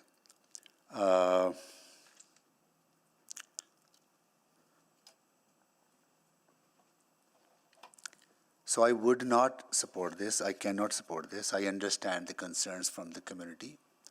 Community has been going through a lot of struggles and a lot of anxiety and feeling the impact of disorder and crime on a daily basis. I know people who live in that community. But for me, the decision of supporting this, not supporting the sunset and supporting the permanent zoning, is that I cannot in good conscience put society's most vulnerable people who have a shelter, it might be temporary, who have a hope of getting a home, even 10% of them do. I cannot put them in harm's way. They are the most vulnerable people in our community, and they deserve our support. And so this is not about who's right, who's wrong. It's absolutely not. We're all struggling with this. But my choice in this is to acknowledge the struggles and the pain and the trauma that housed community members in that community have been going through. But there's a lot of trauma and pain, more greater trauma and pain for those who are unhoused. So give them a hope too. This facility does give them a hope. I don't know how else, that's how I see it. So with that, I will take the chair back and go to Councillor Cartmel. Thank you. I too want to thank everyone that's made a submission tonight. These are difficult conversations, weighing the perspectives of both parties and both groups of parties. I think that the residents of the community tell a compelling story, and it is difficult to consider, or it is difficult to consider the circumstances in which ordinary everyday people are trying to maintain their home and that find themselves in a community that is that does have this overconcentration of services. The flip side of that, though, is that there is clearly an integration and a partnership with Mustard Seed and Radius. I had the opportunity to tour the Radius facility a few months ago, and it was a very compelling few hours that I spent there. In fact, I've made note that I've got to go back and get a bit of a refresher because it was tremendously informative. And I think that the lesson here is that, you know, one partner without the other is where this begins to fall down. So if the shelter was not permitted to continue to exist and continue its operations, then those that are make use of the shelter and also make use of the services of Radius find themselves traversing the city in some way, and that leads to all kinds of questions. But I do support the idea of a sunset clause. I think that this does force a return to this conversation. I think that that is the thing that has actually been missing for many years, is a return to a consideration of how we achieve that decentralization. Are we making progress? Are we listening, as Mr. Harris said, to those that are living in this situation every day? There was some mention of shelter standards earlier tonight, and you know, there's a question about getting cooperation on those shelter standards. I wonder if there's not some enhancement that needs to be made there, that we think not just of shelter standards, but of accentuating or enhancing or incenting, perhaps is the best word, shelters and housing and wraparound services, and decentralizing all of those things together. How do we identify opportunities to not just put up another shelter or not just put up another housing development, but how to do all of those things in the same place at the same time in different parts of the city? And perhaps that needs to be the work. But if we don't check back on the current situation, and that's what this clause does, is compels us to return to this conversation, develop better solution sets, and make progress on those solution sets. So I'll be supporting this amendment and supporting the overall motion. Thank you. Thank you, Councillor Cardinal. Councillor Paquette. Yeah, thank you, Mr. Mayor. I'm speaking today as a councillor, obviously, but mostly as someone who's tired and fed up. I'm tired of watching this cycle repeat. I'm tired of the severe human suffering on our streets. I'm tired of the finger pointing while real people die. And I'm tired of waiting for a provincial government that doesn't seem to care or understand the impact of their choices. Now, they will go out and say, oh, we've given 2 million here, we've given 4 million there. Fantastic. Where's the solution? Because that's what we need. We need less shelters and more solutions. And what we get is more shelters. And that's not nearly good enough. We heard that there's concern that if the sunset clause takes effect, it will be difficult to get donors on board. What world are we living in where people literally living in third world conditions in our streets, in our country, in this province, need donors to ensure that they survive? This is a public responsibility. Now, I feel for the organizations who are doing everything they can to help, and I support them. What they need is real support from their provincial government. We are at our wits' end.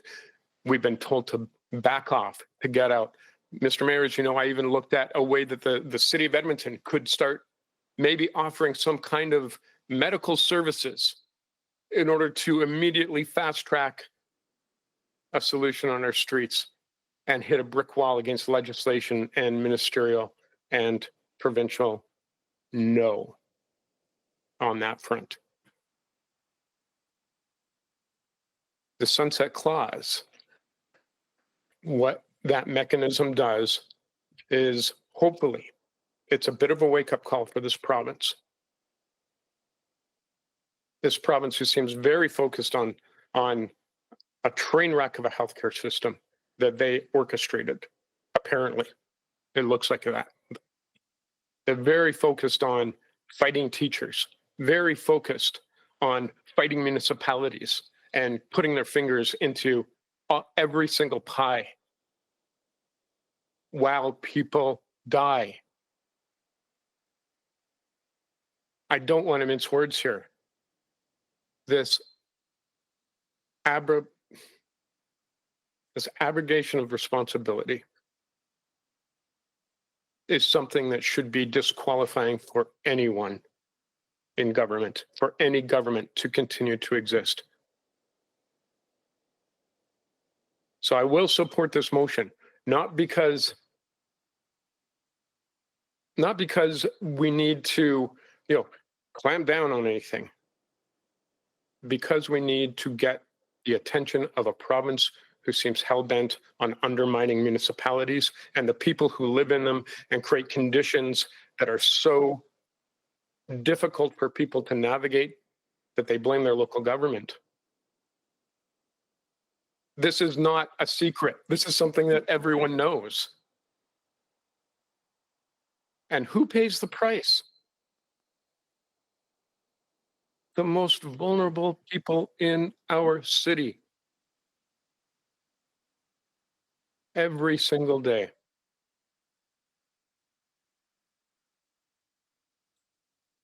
It's disgusting. I am disgusted on a soul deep level. So while we're here to talk about land use, I just wanted to say those words. I will support this motion,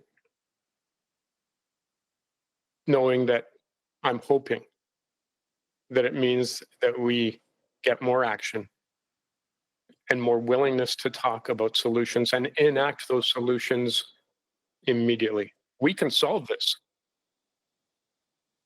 We're not allowed to as a municipality. The province can solve this, or at least get pretty darn close if there's a will. And everyone's voice has to be on the same page for that, or it will never happen. Thank you, Mr. Mayor. Thank you, Councillor Paquette. Councillor Stevenson to close.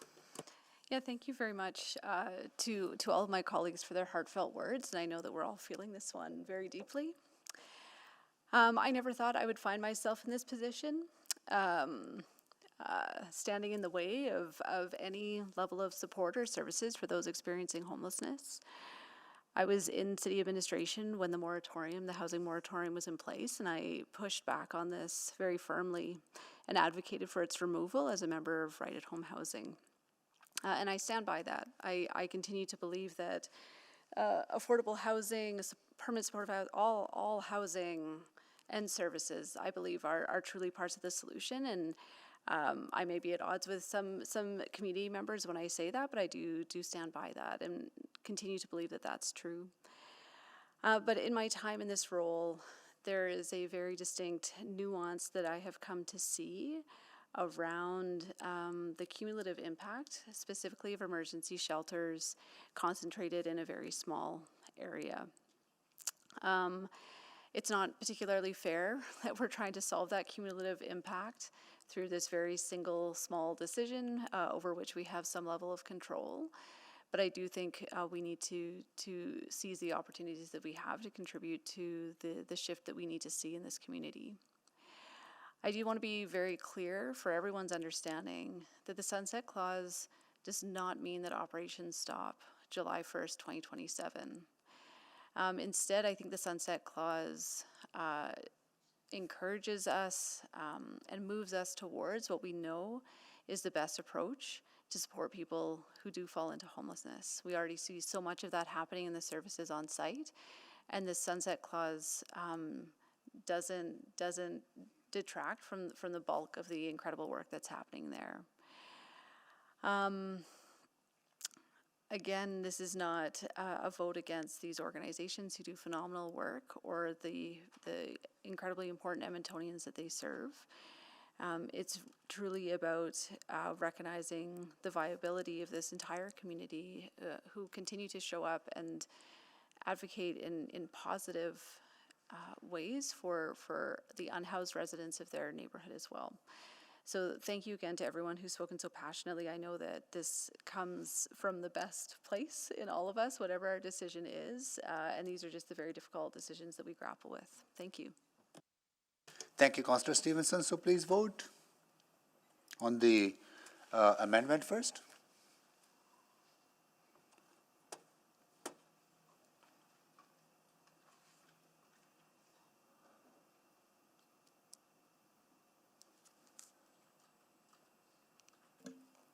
Sorry, looks like I got kicked out. I'm a no. Thank you, Councillor Wright.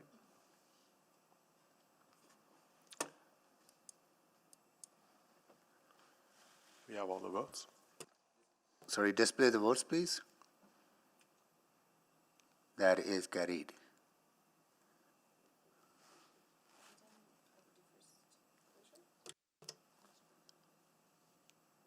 Yeah.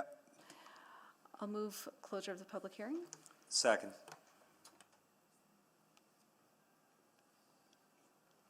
Okay, please vote.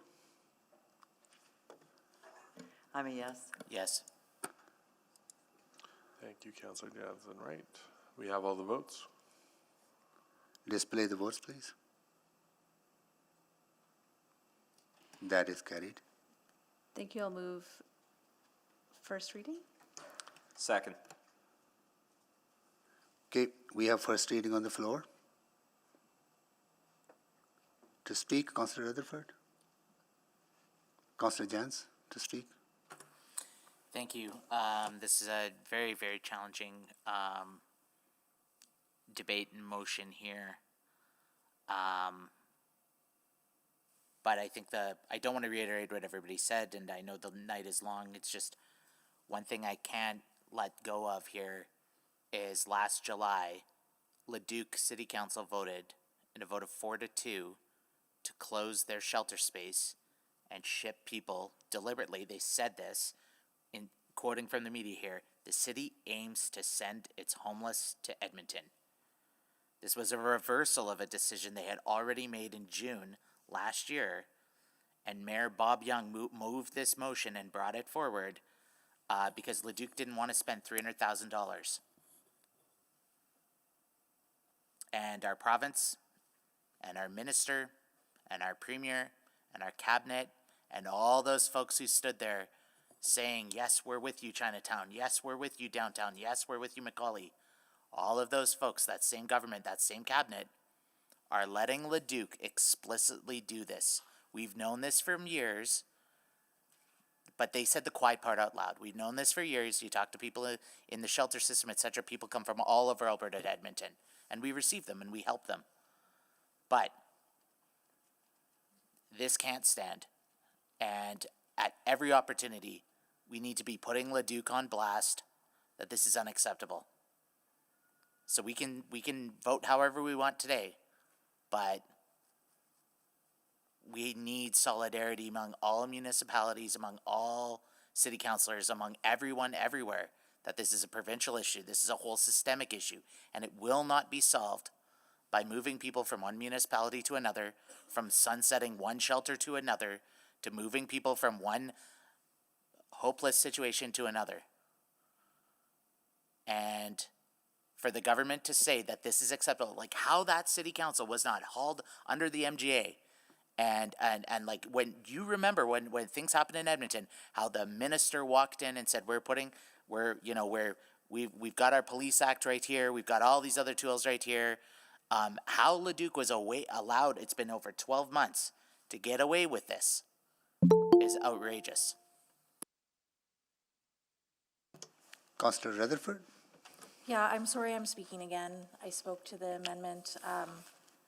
I'm taking a little bit of a different path this time. And I'm going to speak to the proponents because you'll be here again in 2 years. Even if, the vote numbers, even if the same people that didn't vote to the amendment vote no, it's going to pass. And so I don't know who's going to be at this side of the table.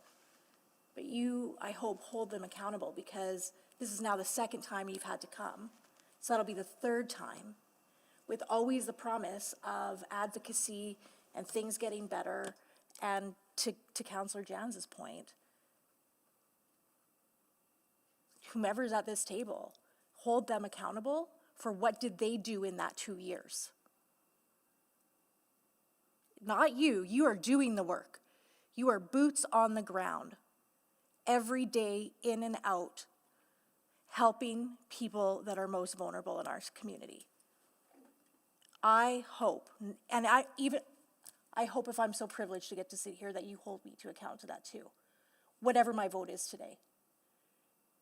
But whomever's on this side of this table, please do, when you have your 5 minutes, when you speak to this item, when you come back, that you say, if you're even remotely thinking of changing this, of not accepting this as a land use, please speak to what you have done to advocate to the province, to get more from the province, to change the situation in Macaulay.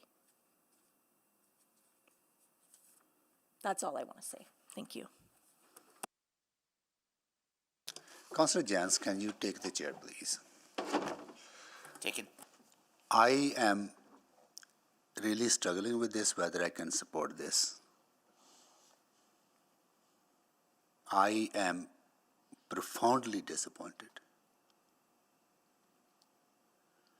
that we are putting an organization that has done so much for the community, organization that is helping people, the most vulnerable people, find places. And we lumped all of their work in one category of temporary shelters. And I'm going to force them to spend valuable money, probably starting today, planning for another application 2 years from now. It's going to cost them a lot of money.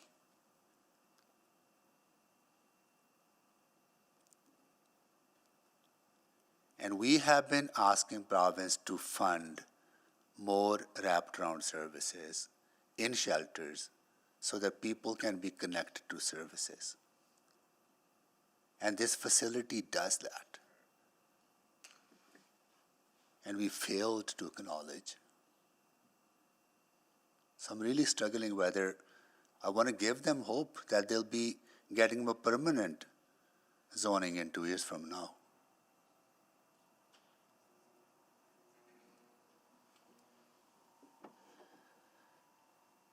I'm looking for, I know they're probably disappointed as well, but I'm looking for some heads nodding if there's a hope for you, even 2 years, with sunset clause or not. I know many of you are tearing up and crying and want to acknowledge that pain.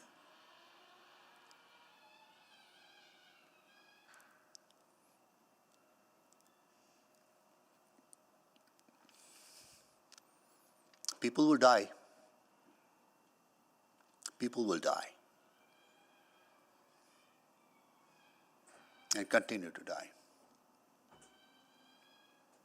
Saving 10% of the people that come into contact in this shelter, in this facility, I wish that was worth something.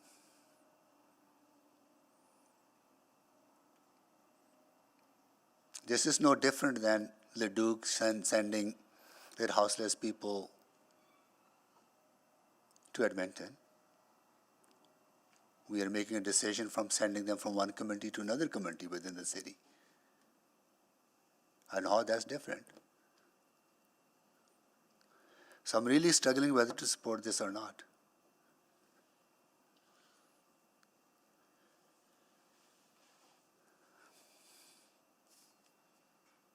Are we giving you false hope?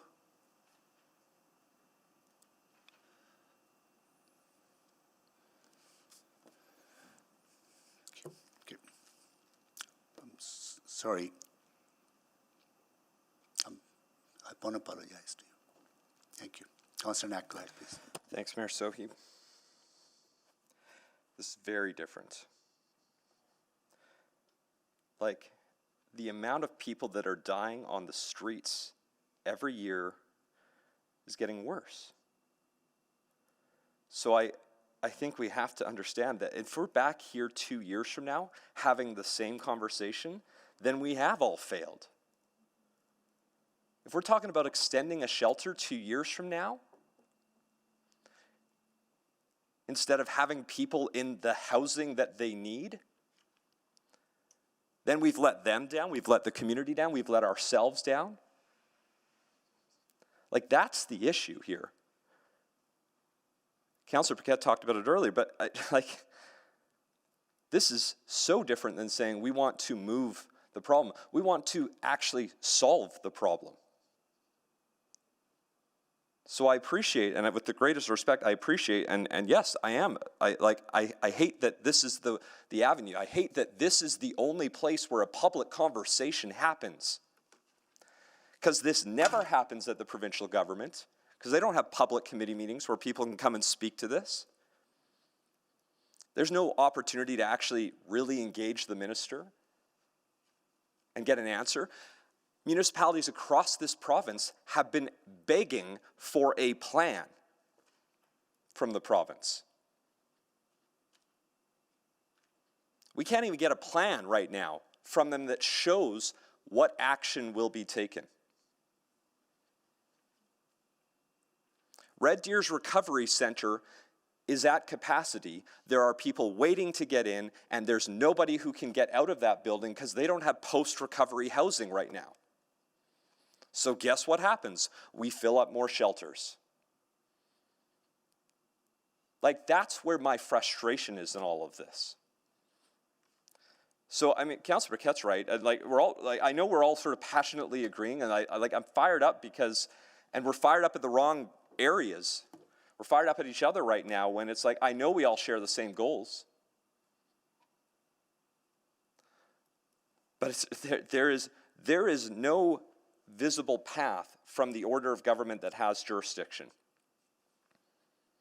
We are literally at the point now where I just think we need to take over.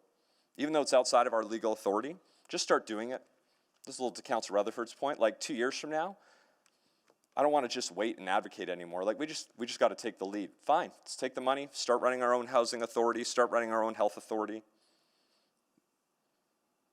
And I know that sounds crazy, but otherwise nothing's going to change. And so I hear that comment of like, this is somehow the same as what we've seen from some of our regional partners, and it's not, because nobody in this chair, in these chairs, has been ever advocating for that. This group has been advocating for real solutions that actually save lives. There was the memorial just last week, and more and more and more every single day. So there's a better way, but I would actually suggest, if we approve this and we are here 2 years from now, whoever is here in these chairs is having the same conversation about extending a shelter in this location, that's the waste.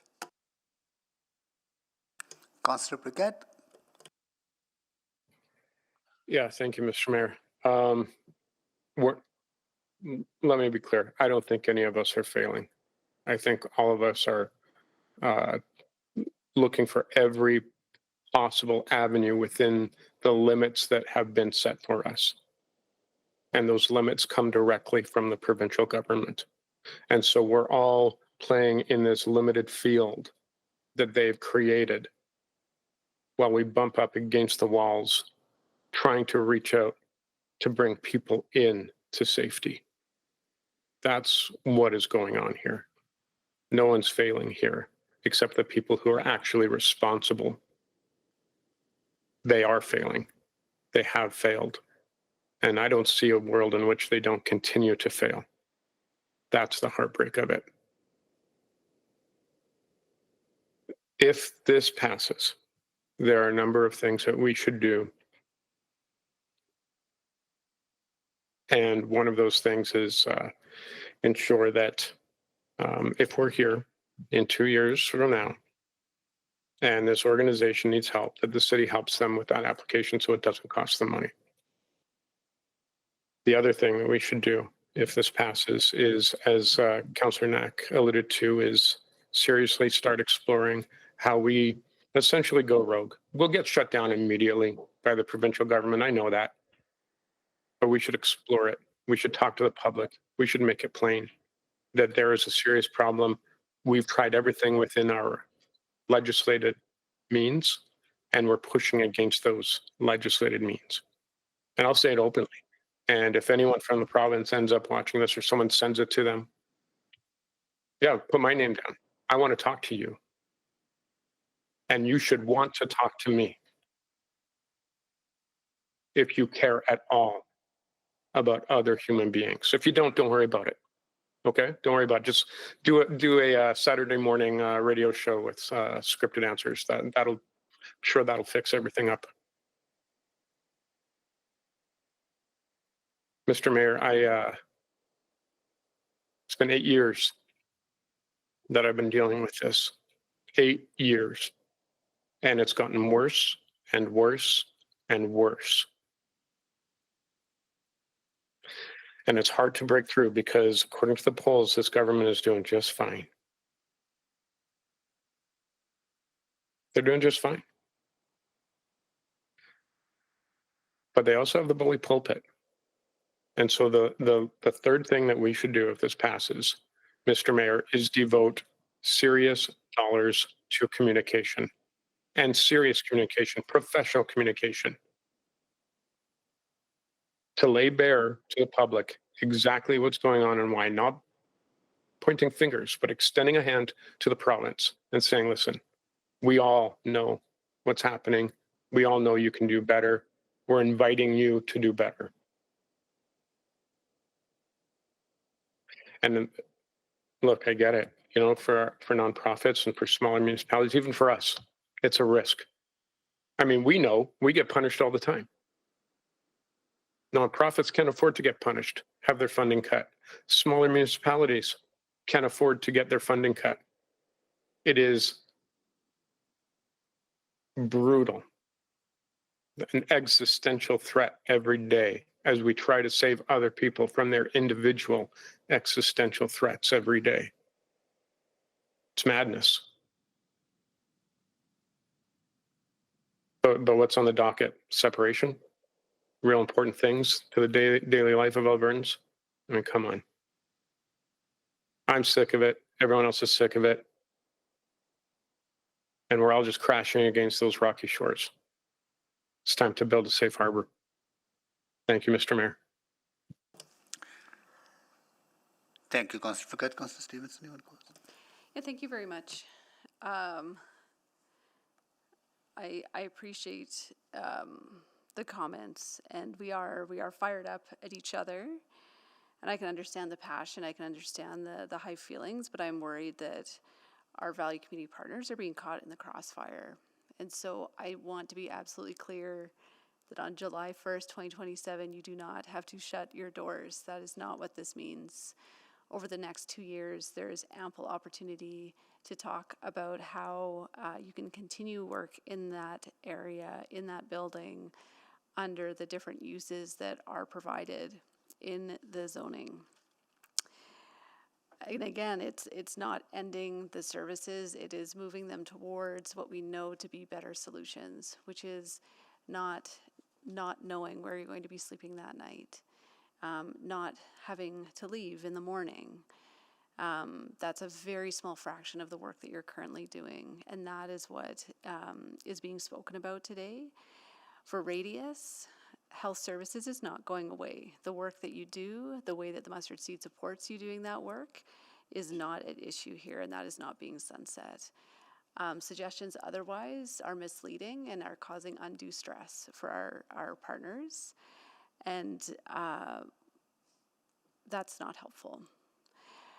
So we can happy to have those conversations offline as we move forward. And again, just thank you to the partners who are doing this work. Thank you. Please vote.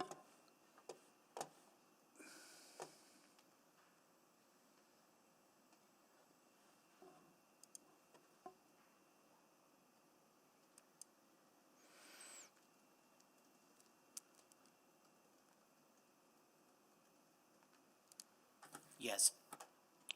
Thank you, Councillor Jans. We have all the votes. Display the votes, please. Okay, that is carried. I'll move second reading. Second. Please vote.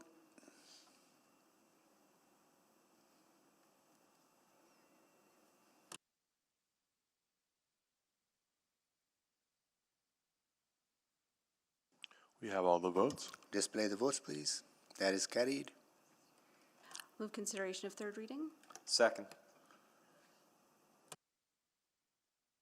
Sir, please vote.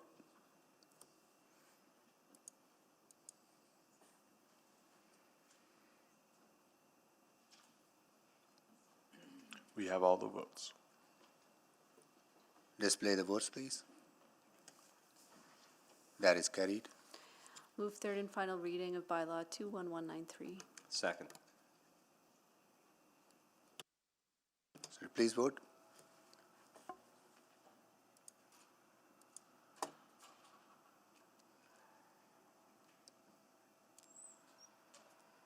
We have all the votes. Display the votes, please. That is carried. Councillor Jans, can you take the chair, please? Taken. Yeah, look to the clerk. What item are we on now? We'd be on 3.11. Excellent. I would welcome a presentation from administration.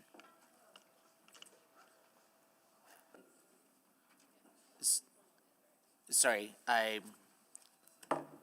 need a little help here. Is there a suggestion to bring items forward or something? I'll look to my colleagues. Are you somebody? Yeah, Councillor Rutherford? I think we have an hour left, or 50 minutes left. I don't think we're gonna get through this item. And thinking about how there's a couple items that might be quicker, Sean C. and Calder. Okay. They're gonna get postponed if we try to start this one, then we'll still have this one on the agenda and those other two items. Okay. Is my thought process. All right. So am I hearing that Councillor Rutherford would like to bring an item forward? Yes. What item would you like to bring forward? I will start with Sean C., the 3.22, 3.23, and 3.24. So I'm concerned we've had some teams and folks. Okay. Can I ask administration, is there an urgency that certain items need to be dealt with today from a legislative standpoint? There is none. The River Valley's been bumped a few times, not from agendas, but from internal processes. So our preference would be to see it through as far as we can get. Is it possible then can I move a motion to extend orders to finish item 3.11? I'll look to the, I'm not, okay. Can we stand at ease for a Well- moment? Let's just stand at ease for a moment. I wasn't expecting to take the chair right now. I need about 2 minutes to compose myself, if you'll excuse me. Yeah. We stand at ease, we recess for 2 minutes. Just give me a sec.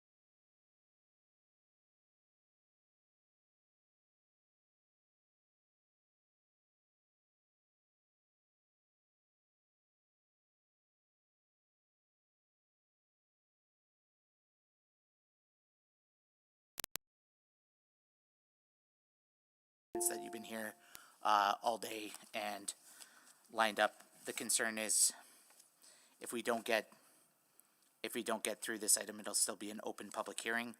So what I think I hear from my colleagues is that they want to, the members present today, and I know we're almost at quorum too, want to postpone this item until they want to postpone the River Valley item until August 18th and try and go through the other pieces.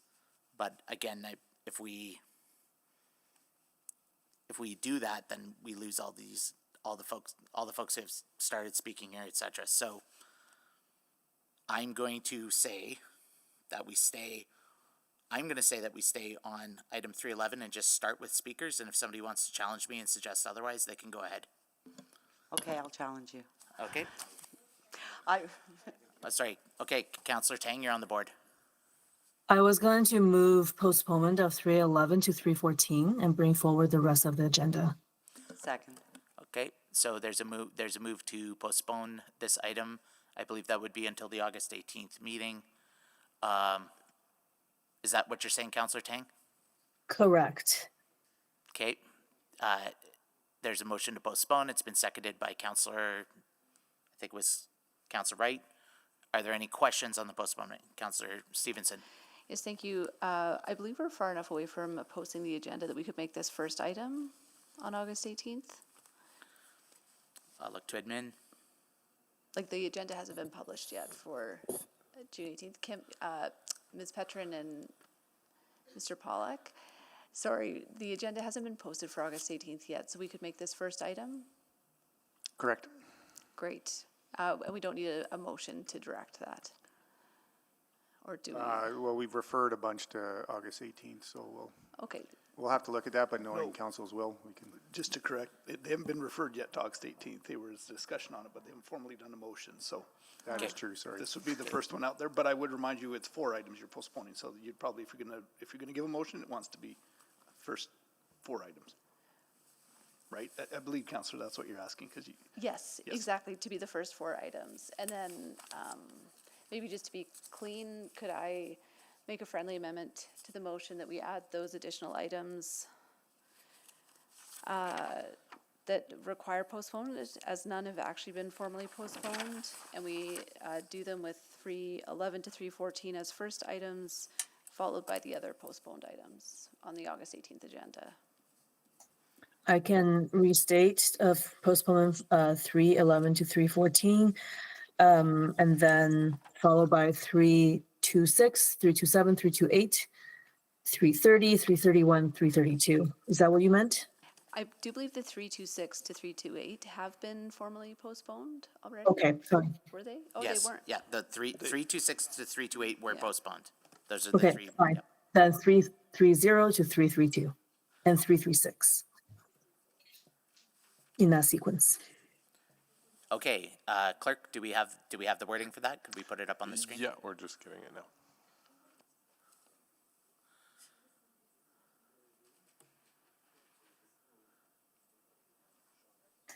And while the clerk, I guess, sorry, Councillor Stevenson. Councillor Tang, do you want to speak to it?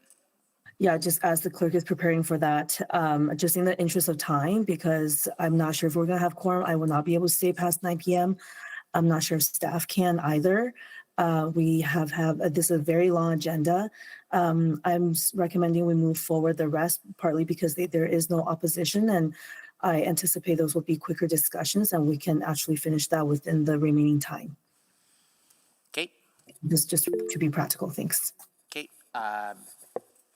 So we have a motion on the floor then. Are there any questions? Sorry, just can we clarify, was 3.34 included in that? No. 3.34 was not included. 3.3. Okay, Councillor Tang, can you confirm that's what you want? I believe I want to bring forward 334. So this is correct. What's on the screen is correct. Okay, so what's on the screen is correct. Any questions? Any debate? Please vote. I will be a yes.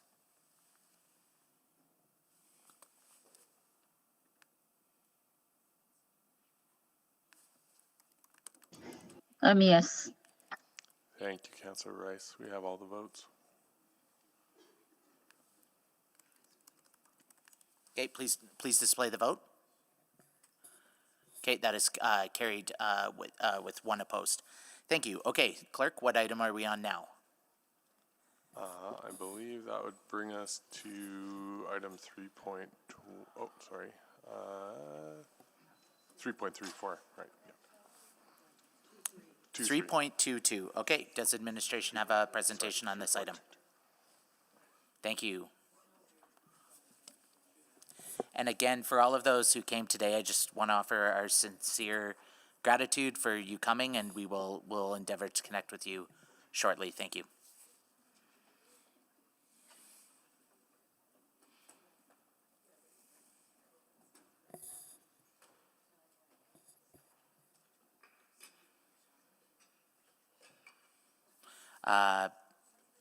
When administration is ready, please proceed.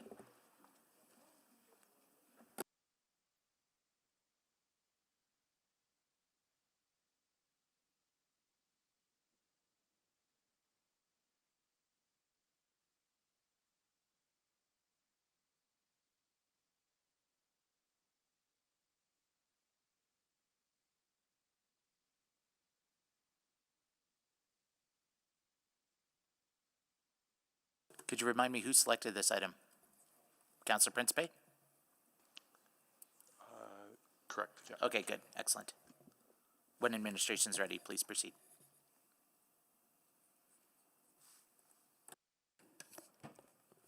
Good evening. This application proposes to rezone a 7.7 hectare site from agriculture or AG zone to the medium-scale residential RM16, RMH23, small-scale flex residential RSF, and neighborhood mixed-use MUN zones to allow for a range of small to medium-scale housing and a neighborhood-scale mixed-use development of up to 4 stories. It also includes an associated rezoning to the adjacent wetlands setback area from the alternative jurisdiction AJ zone to the natural areas NA zone and the surrounding neighborhood parks and services PSN zone lands to natural areas NA zone. This is to support conservation efforts while allowing for passive recreation opportunities. A proposed amendment to the Edmonton North Area Structure Plan and Chauncey Neighborhood Structure Plan is required to facilitate the proposed rezoning. Next slide, please. The subject site is undeveloped and is located in the eastern edge of the Chauncey neighborhood, west of 66th Street and north of 167th Avenue. There is a natural wetland with a multi-use trail to the west of the site. To the east and south is residential and commercial developments, and to the north is vacant land zoned for neighborhood commercial development. Transit service is available along 66th Street and 167th Avenue. A number of shared pathways and neighborhood park spaces are also available near the site. Next slide, please. The proposed zones will allow for a range of small-scale residential up to 3 stories, that's the RSF, medium-scale housing of approximately 4 and 6 stories, that's RMH16 and H23, a neighborhood-scale mixed-use development up to 4 stories, that's MUN, and conservation and restoration of natural areas, that's the NA zone. Next slide, please. The proposed rezonings will revise portions of the Chauncey Neighborhood Structure Plan to allow for additional commercial land use, relocate and adjust the areas of low and medium density residential land uses, and adjust the area of park space, add pedestrian connections, realign the NSP boundary to include Crystalina Nera Drive, and add collector roads that will connect with the future 170th Avenue, as shown on the maps on the slide. Next slide, please. An amendment to the Edmonton North Area Structure Plan will reflect the added commercial use. Next slide, please. Administration reached out to the public with a mail notice, site signage, information on the city's webpage, and one-to-one communications. So far, we heard from 2 people with questions about the potential built form and the applicant's intent for the property. Next slide, please. The proposed application aligns well with the city plan. It is supported by policies that encourage living locally and fostering growth within established neighborhoods. From a district policy perspective, the proposal is in general conformance with the Northwest District Plan. The proposed amendments to the Chauncey NSP and Edmonton North ASP support the goals of the plans by offering more housing choices, creating a better mix of residential and commercial land uses, and slightly increasing residential density from 39 to 40 dwelling units per net residential hectare. Next slide, please. Administration recommends supporting this application. It aligns with the goals and the policies of the city plan. It complies with the district policy and Northeast District Plan. It also allows for the continued and orderly development of the Chauncey neighborhood. It allows for the conservation and restoration of the wetland area while allowing for passive recreation opportunities. And it provides residents with a variety of housing options and convenience services that meet residents' daily needs. Thank you. Thank you very much for the presentation. This item was selected by Councillor Principe. I'll invite Councillor Principe to take the floor. Actually, sorry, that's the presentation from administration. Yeah, Councillor Principe, do you have any questions? I do have questions to those in favor.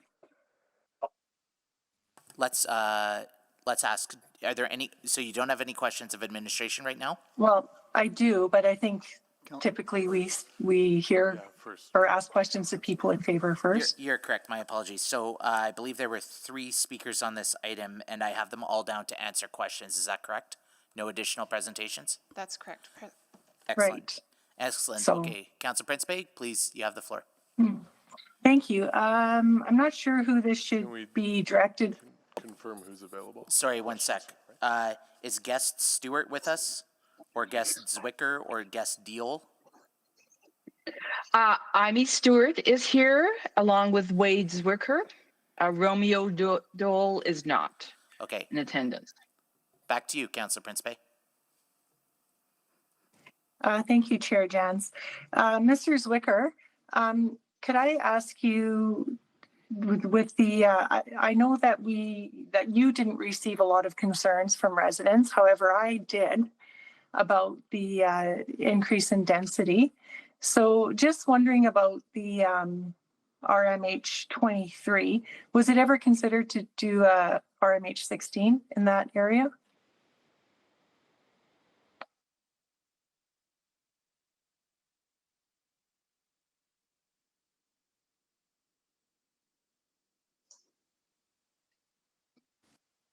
Is he still there? Amy, maybe you can answer that. We had looked at the different choices with respect to the densities, and our client, given the location and the proximity to the mixed-use site and the wetlands, we were of the opinion that of having the medium density site with a height that will allow up to a 6-story stick frame building would be an advantage to the community, given we're also on that the transit routes.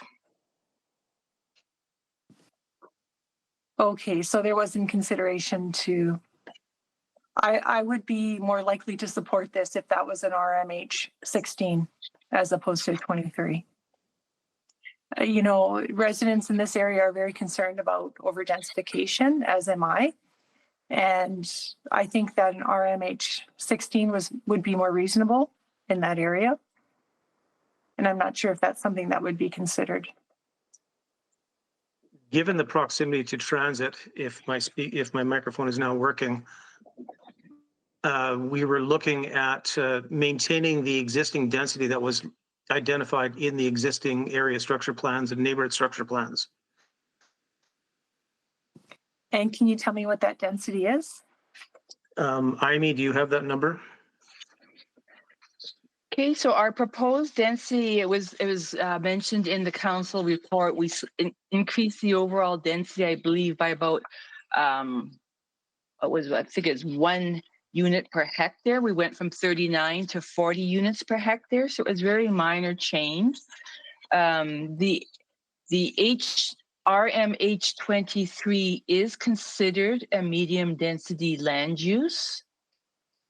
And the client, there always is the potential that his potential purchaser may not want to build to the heights that district does allow, and maybe looking at the lower building forms. But we cannot comment to that yet. You can't comment to that yet. So Like, I do not know if there is a purchaser in hand for that site. No, we're in discussions with many different parties, but it's not been sold yet. okay. And then another question. There was the plan to amend the area structure plan to accommodate commercial spot there as well, correct? Correct. That is correct. Yeah. Is there an ideal type of commercial that was contemplated there, or? We have been in discussions with a few different possible tenants. We've been looking at possible daycare, possible medical, that sort, but we'd have no firm tenant yet. Okay. And yeah, you were saying you're still not certain about the height. It can go up to 23 meters though. It can go up to 6 stories. That is correct. Yeah. Which is, again, similar to very many, I won't say infill, but greenfield buildings. That's a preferred building form. It allows for, the potential of having both either rentals or a condominium style development. Yeah, and just that area has seen a significant increase in density, and this would just contribute to that. And there is a growing concern in the area. It is bounded by two arterial roads, and that are being upgraded. Yeah. I'll need another round. Thank you. I'll move a second round. Second. Moved by Councillor Knack, second by Councillor Wright. Is there any questions? Is there any debate? Please call the question. I'll vote in favor.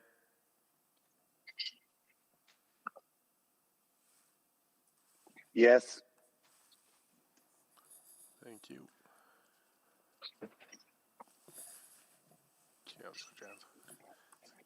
That's everybody? Yeah, we have everybody. Please display the vote. That is carried unanimously. Thank you, Councillor Principe, for a second round. Thank you, Chair Jans. Thank you for bringing that up, Mr. Zwicker.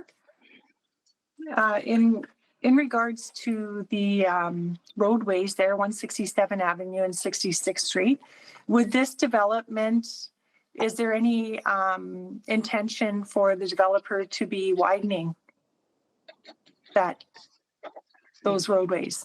Yes, currently the traffic circle is being constructed at the intersection of 167 and 66th Street. The developer to the north will be upgrading from the north edge up to where it is currently unupgraded. So that is being widened. We will be upgrading from the traffic circle to the west. And so that will be upgraded as well. So this development will kind of get that rolling along as well. Yes, we will contribute with the rest of the developers in the area to start twinning the rest of the roads. Okay. Is there any consideration for changing that to an RMH 16? We're trying to provide a variety of housing styles and housing types by having the 23 and the 16. Those could be two completely different products. One can be a more of the typical apartment style, whereas a 16 could be more of the townhouse, row house, different product. So by allowing us that variability, it does allow that variety of housing styles. Okay, so I guess I'm hearing a no on that. We would prefer to leave it as 23 on that. It's a stuff right against the arterial road, And there are no neighbors right on that side. Right, yeah. And then, okay.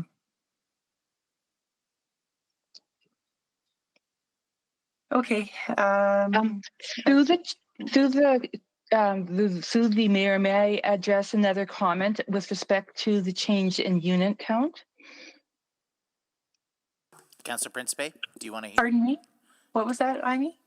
I wanted to comment that with the addition of the commercial site, the actual increase in the number of units compared to what we have now is 11 additional dwelling units.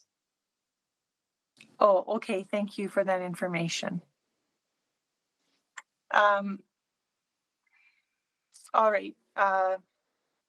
That's it for me for the questions. Thank you. Thank you, Councillor Principe. Councillor Paquette. Yeah, thank you. Just, you know, to support Councillor Principe's concerns because they are quite valid. That area, 66th Street and 167th, is becoming quite a bottleneck. I know that we've got a roundabout coming that's going to have traffic flowing smoothly, fingers crossed. But 66th Street also needs to be, we need extra lanes there. Unfortunately, this is not a case of one more lane, bro, but an actual need. And 167th has to be finished twinning as well. So I'm just wondering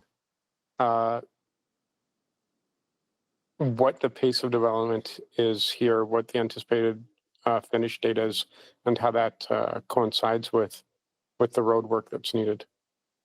I'm not sure the exact timing. I do know the developer to the north will be starting that construction on the north twinning on 66th Street this year.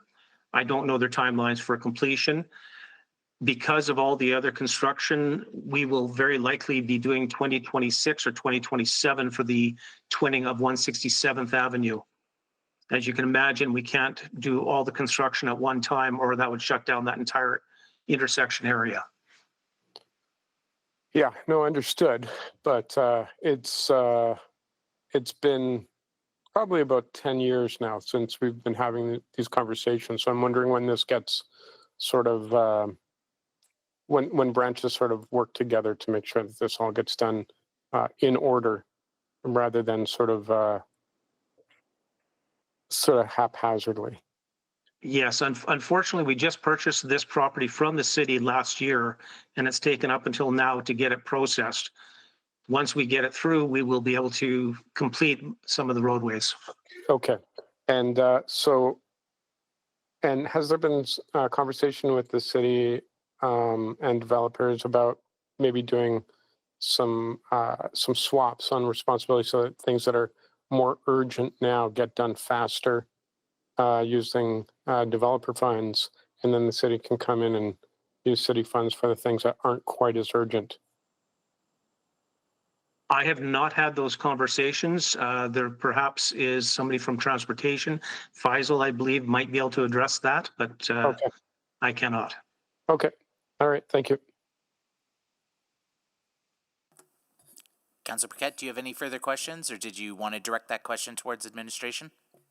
Well, yeah, sure. Why not? Let's hear from administration. Do you want to restate the question briefly, or did administration hear it? Yep, go ahead.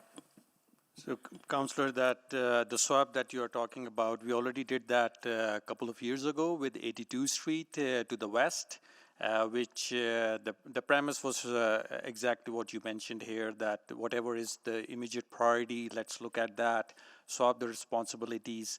Why it took longer, as Wade was mentioning, that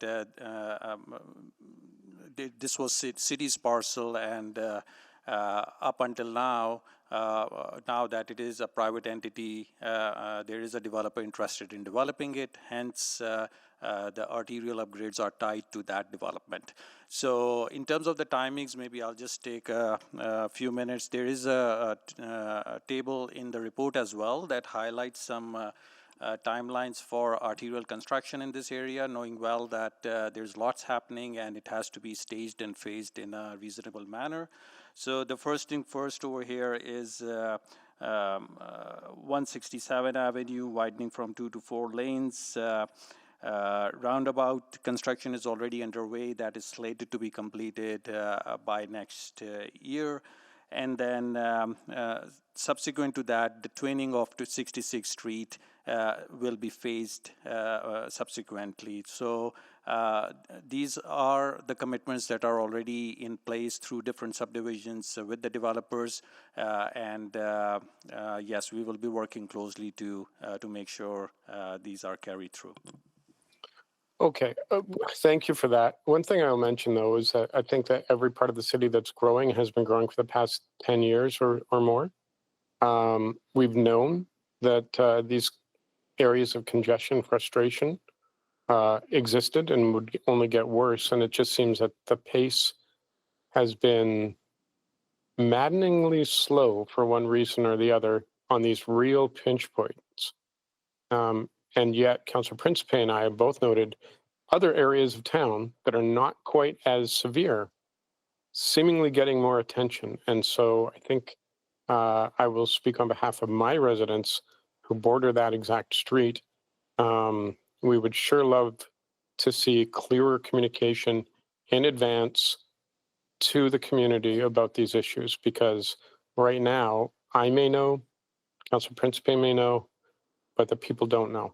And that is a real failure of communication when people feel like there's no plan, that their dollars aren't being used well, and there's no communication from the city well in advance. And I'm just wondering, are we able to do that then going forward? Make sure that people understand what is happening.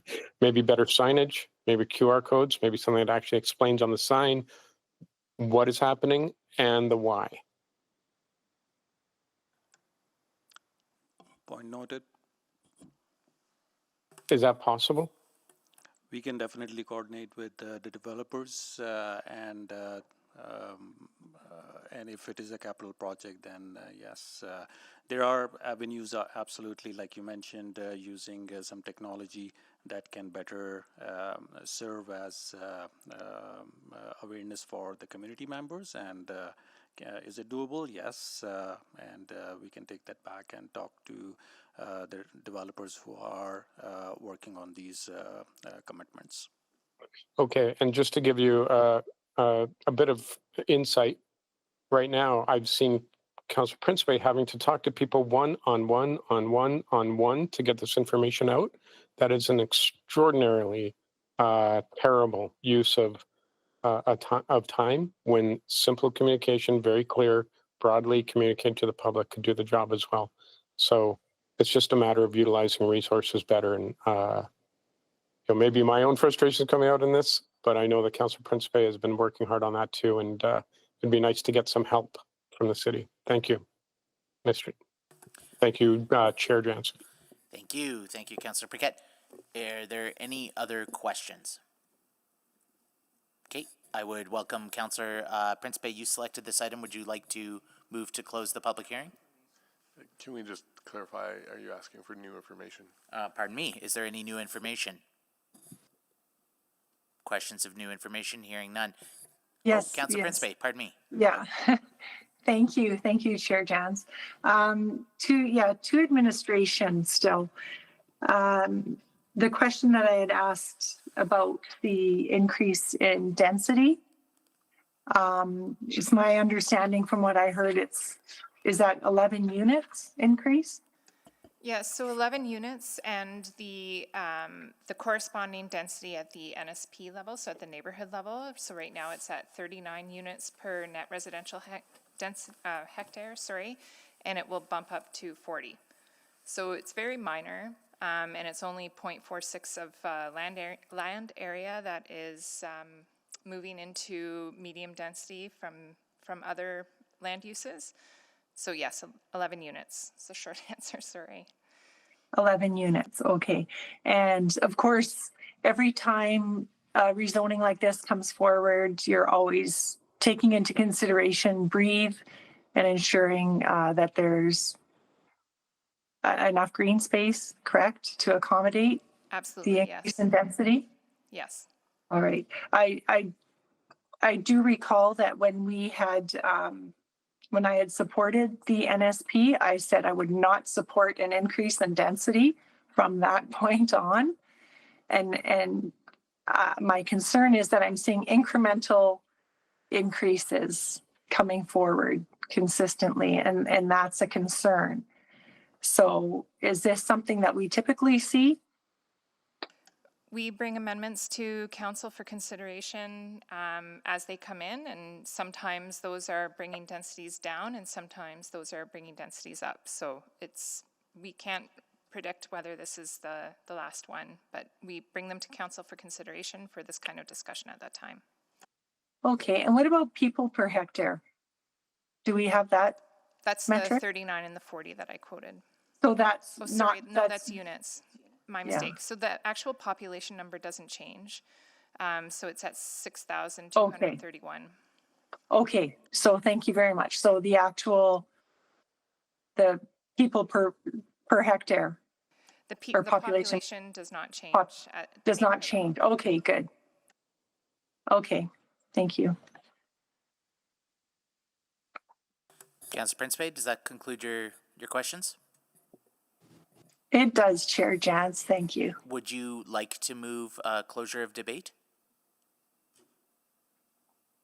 No, I'll ask another colleague Okay. to do that. Councillor Rutherford?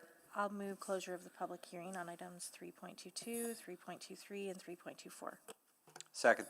Moved by Rutherford, seconded by Knack. We have closure. Any questions? Any debate? Please call the vote.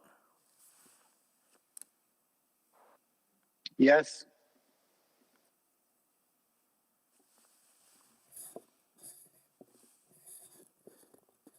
We have all the votes. Please display the vote. That is carried unanimously. Councillor Rutherford or Knack?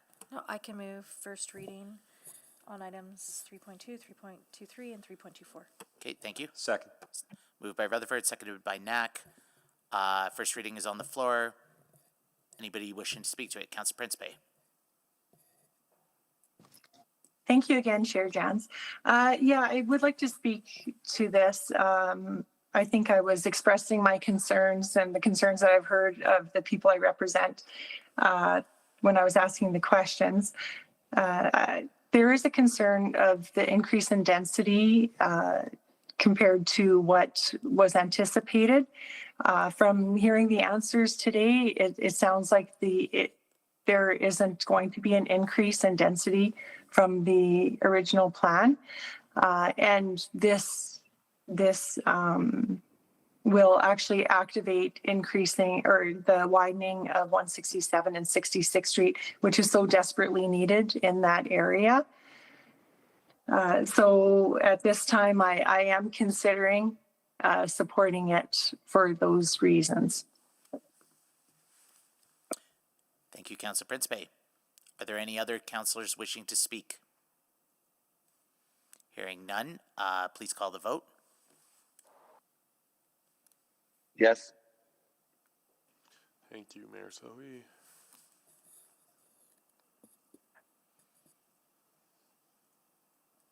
We have all the votes. Please display the vote.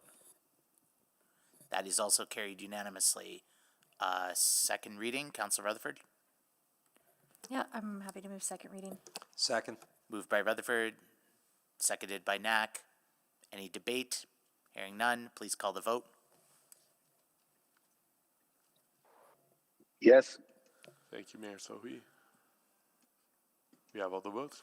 That is, please display the vote. That is also carried unanimously. Consideration of third reading, Councillor Rutherford. Yeah, I'll move consideration of third reading. Thank you. Second. Consideration on the floor, moved by Rutherford, seconded by Knack. Please call the vote. Yes. Thank you, Mayor Sohi. Yes, for me. Thank you. Is that Councillor Rice? That was Councillor Tang. Oh, Tang. Thank you. We have all the votes. Please display the vote. That is also Carried unanimously. Councillor Rutherford. Yeah, I'll move third reading on bylaw 21187, bylaw 21188, and bylaw 21189. Second. Excellent. Okay, moved, seconded. Any debate? Hearing none, please call the vote. Yes. Thank you, Mayor Sohi. We have all the votes. Please display the vote. And that is also carried unanimously. Okay, thank you. That resolves those three Thank you all. items. Now I believe we're on item 3.25, but we only have 10 minutes left in the meeting. I don't require a presentation. I think we can get through it. Okay, this was selected by Councillor Stevenson, so... Hamilton. Oh, was it? Councillor Hamilton, are you with us? Yes, I am. Okay, you selected the item. Do you have any questions? No, I have no questions. I selected it because Councillor Stevenson had questions on. Oh, excellent. Okay, Councillor Stevenson. Yeah, thank you very much. I would just go to questions of administration unless others had questions of the delegation. Okay, I will. We do have a speaker, I believe, in favor. Oh, okay. Who is the speaker, clerk? Do you for questions only, or? We have one who didn't say any for questions only. Mon Rose. Are you Speaker Mon?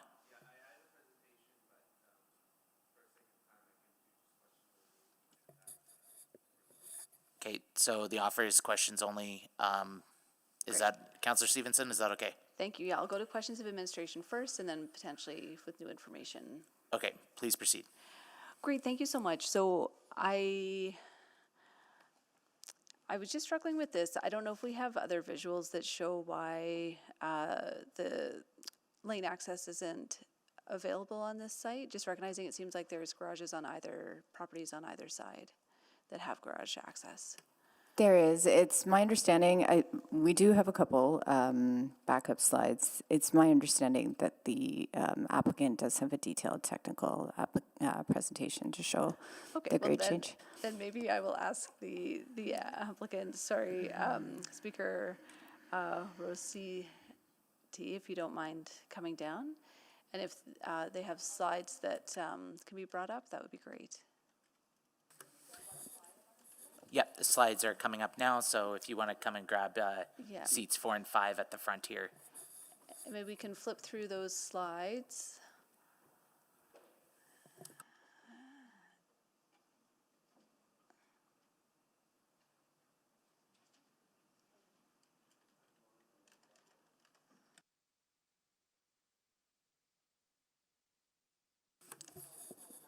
Please skip to slide 9 and guest if you can put your mic on and lean into it. They're really weak. You just push that button, it turns on.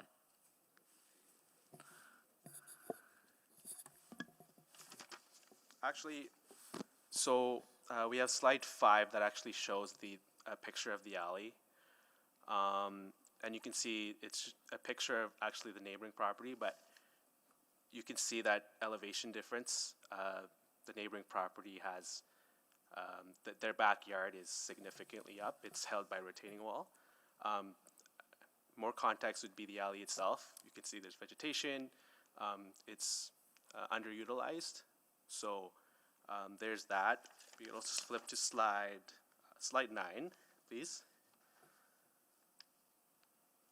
And you can see the actual elevation points there. I do have, for the purpose of the presentation, I did have slide 11A and 11B together. But you can see that the rear alley point for lot 11B is 63399, and for 11A it's 63374. So it's very low. And then the elevation difference from the alley to the main floor itself, for 11B it's elevation difference of 5.34 meters, and for 11A it's an elevation difference of 5.37 meters. So that's almost 2 stories of an elevation gain from the floor to the alley there. So the reason why we're proposing the front attached garage access is just that hardship when it comes to having an actual detached garage, having the occupants come from the garage to the lower level, all the way to the main floor, which is almost 2 stories. If you're thinking about aging in place and having inclusivity within the neighborhood, it'll pose a lot of hardship just in terms of regular activities such as groceries. If you're elderly, it'll be hard for you to come from the garage to the main floor. So having sets like stairs would just include, or it would prelude to more difficulty and hardship for the homeowners within the site there. Okay, thank you for that. And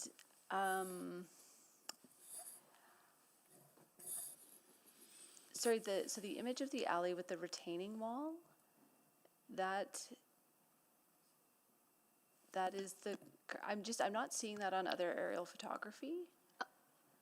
Councillor, we might have a better slide that kind of depicts how it looks. If we could go to the next slide, please. We have a cross-section of what our lot looks like. Oh, great. Okay, this is actually what we wanted to show you, but just to describe to you the image that we showed you, that photo was taken from the neighboring yard, and to answer more specifically your question as to why we can't build or what the challenge is in building a rear garage, because I believe you noted that there are other rear garages. There is some earth moving and some geotechnical that done, so it is possible. However, from this illustration, I think what we were trying to determine if we developed a garage in the rear at grade to match the alley, there would be a considerable rise to meet the main level of the street level. As Mon just described, it's almost 6 meters, which is over 2 stories. Now, that would require having a stairwell with 3 landings, which would be quite a challenge for the end user of the house at grade level. So the other neighbors to the south, actually the grade is less, heading towards 81st Avenue, and the grade actually inclines towards the ravine, towards the back, and that's where you saw the retaining wall in that photo. Okay. Because I think if we can go back to that elevation slide, sorry, I'm about out of time. Thank you. At this time, I'd welcome a motion to extend orders. Councillor Rutherford? Yeah, I'd like to extend orders to 9:30 or till the end of the agenda, whichever comes first. Thank you. That's moved by Rutherford. Are there any questions? Second by Councillor Tang. Are there any questions? Councillor Wright? Clerk's office had been, everybody's on side, able to. Sorry, it's the end of the item. We moved to the end of the item. I thought she said the end of the agenda. Sorry, it's supposed to be until the end of the item. Is that correct? This item or Yeah. And not 3.34? no, it's the end of this item or 9:30, whatever comes first. Okay, my intention was to do 3.34. That's. I don't think we're staffed for that. It's not going to take long. Okay, clerk? 9:30 we can do. Okay. Yeah, 9:30. 9:30. I'm not going to take a long time on. Okay, all right. So we have the motion moved by Rutherford, seconded by Tang. Any questions? Any debate? Please call the vote. Yes. Thank you, Mayor. So we have all the votes. Please display the vote. So, clerk, help me out here. It must be 2/3 in favor. Yeah, 10 out of 3 should be fine though. So that is carried. Correct? Okay, so that is carried. We continue. Councillor Stevenson. I'll just go to questions of administration. Okay. Anyone else on the board? Nope. Councillor Stevenson, questions of administration. Yeah, thank you so much. So I do have that question of elevation. I think, recognizing, I think it would be rare for someone to go all the way from their garage up to the front of their home, right? They'd likely go to the basement, maybe a client, I'm just struggling a little bit, again, recognizing that the other 2 properties adjacent are able to accommodate.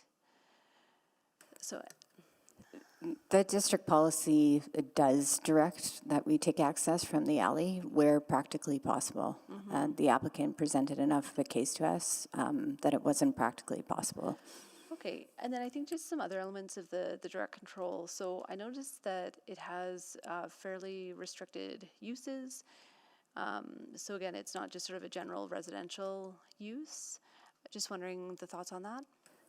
Yeah, it's again, the applicant is wanting to respond to community concerns, not specifically about the uses, but just about what will be built and the built form, right? So the direct control is there to guarantee a result as much as possible to help ease those concerns.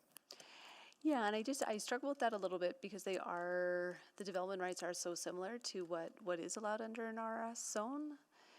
And so I just worry about this zone, which will become very locked in place, future-wise, it's really limiting adaptability. Yep, absolutely.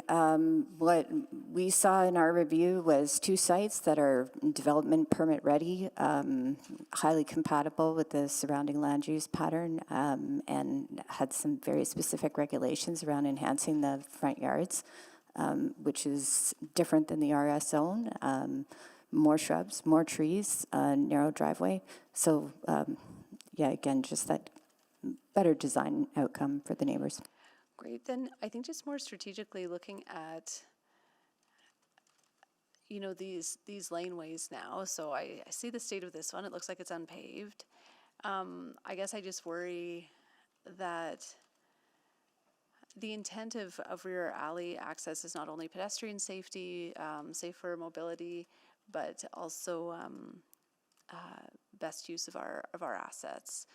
So what type of policy would we take? Like, are we in coming years going to be repaving that highly underutilized alley moving forward? Or do we repurpose it for green infrastructure, for example?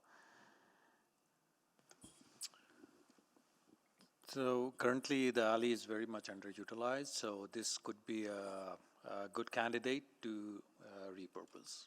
Okay, and that is something we have a process that would be revisited and reviewed on? Yeah, as part of the alley renewal program, that is one of the elements that's being looked at, that if there is a potential to revisit how the functionality of that particular alley can be modified, we can do that. Great. And how, just in terms of operational impact,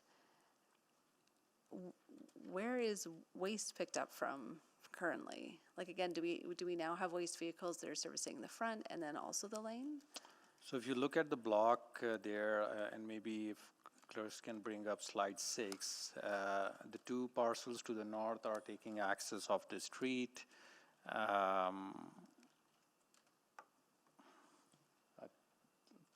Then Yeah, the majority of the neighborhood takes access off of the street, so it's not uncommon or atypical for the way this neighborhood was planned and developed.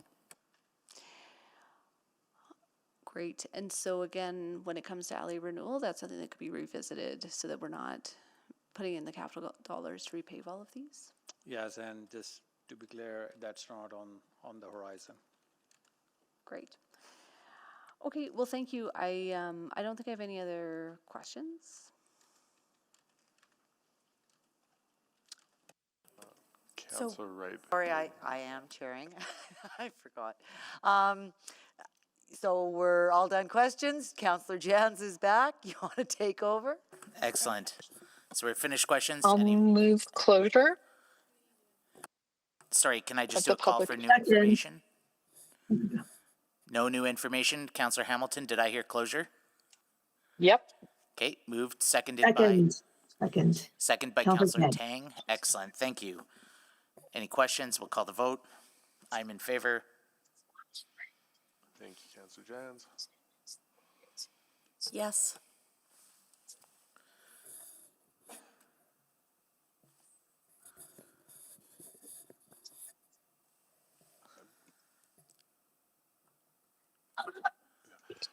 Can we confirm Councillor Carmel's? Councillor Carmel has left the meeting. Okay. And Mayor Sohi. Mayor Sohi? Going once, going twice. I believe he's left the meeting as well. We have all the votes. Please display the vote. That is carried. First reading, Councillor Hamilton.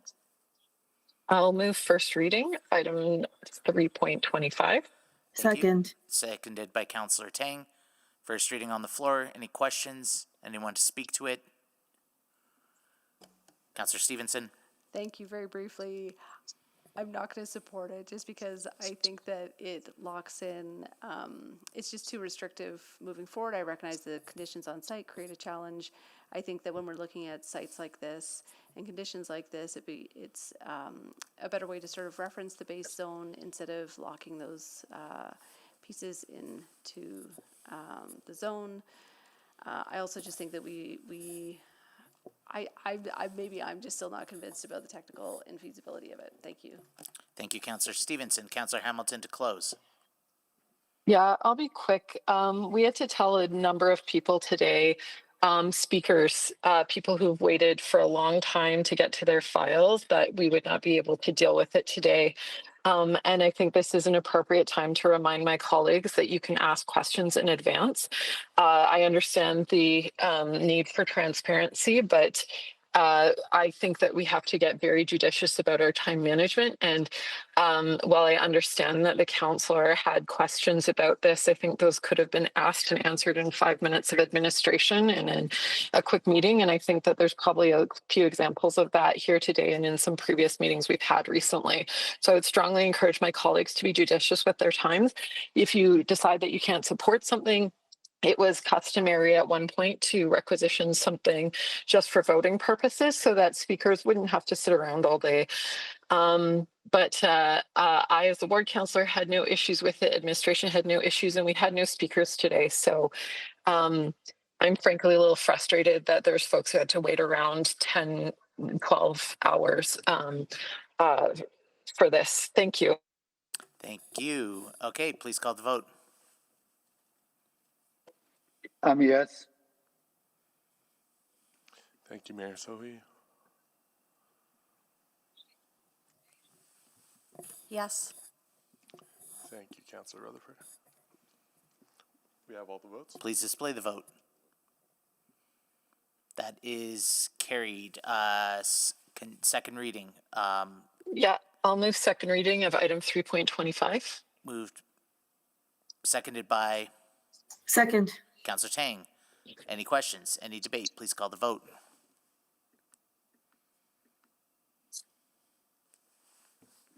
Yes. Thank you, Mayor Sohi. We have all the votes. Please display the vote. That is carried. Consideration of third reading. Councillor Hamilton. I'll move consideration on item 3.25. Second. Seconded by Councillor Tang. Please vote. Yes. Thank you, Mayor Sohi. We have all the votes. Please display the vote. That is also carried. Third reading.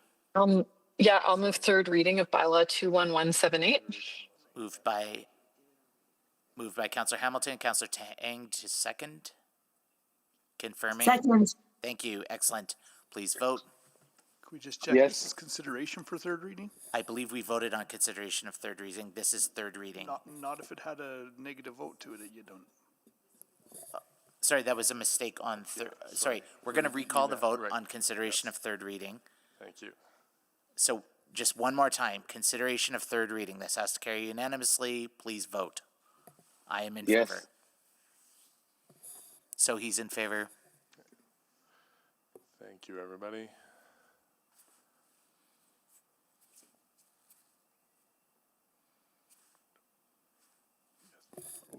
Thank you, Councillor Jans. Oh, yes. We have all the votes. Yep, please display the vote. That is carried unanimously. Third reading. Moved by Hamilton, seconded by Tang. Please call the vote. Yes. Yes. Thank you, Mayor Sohi.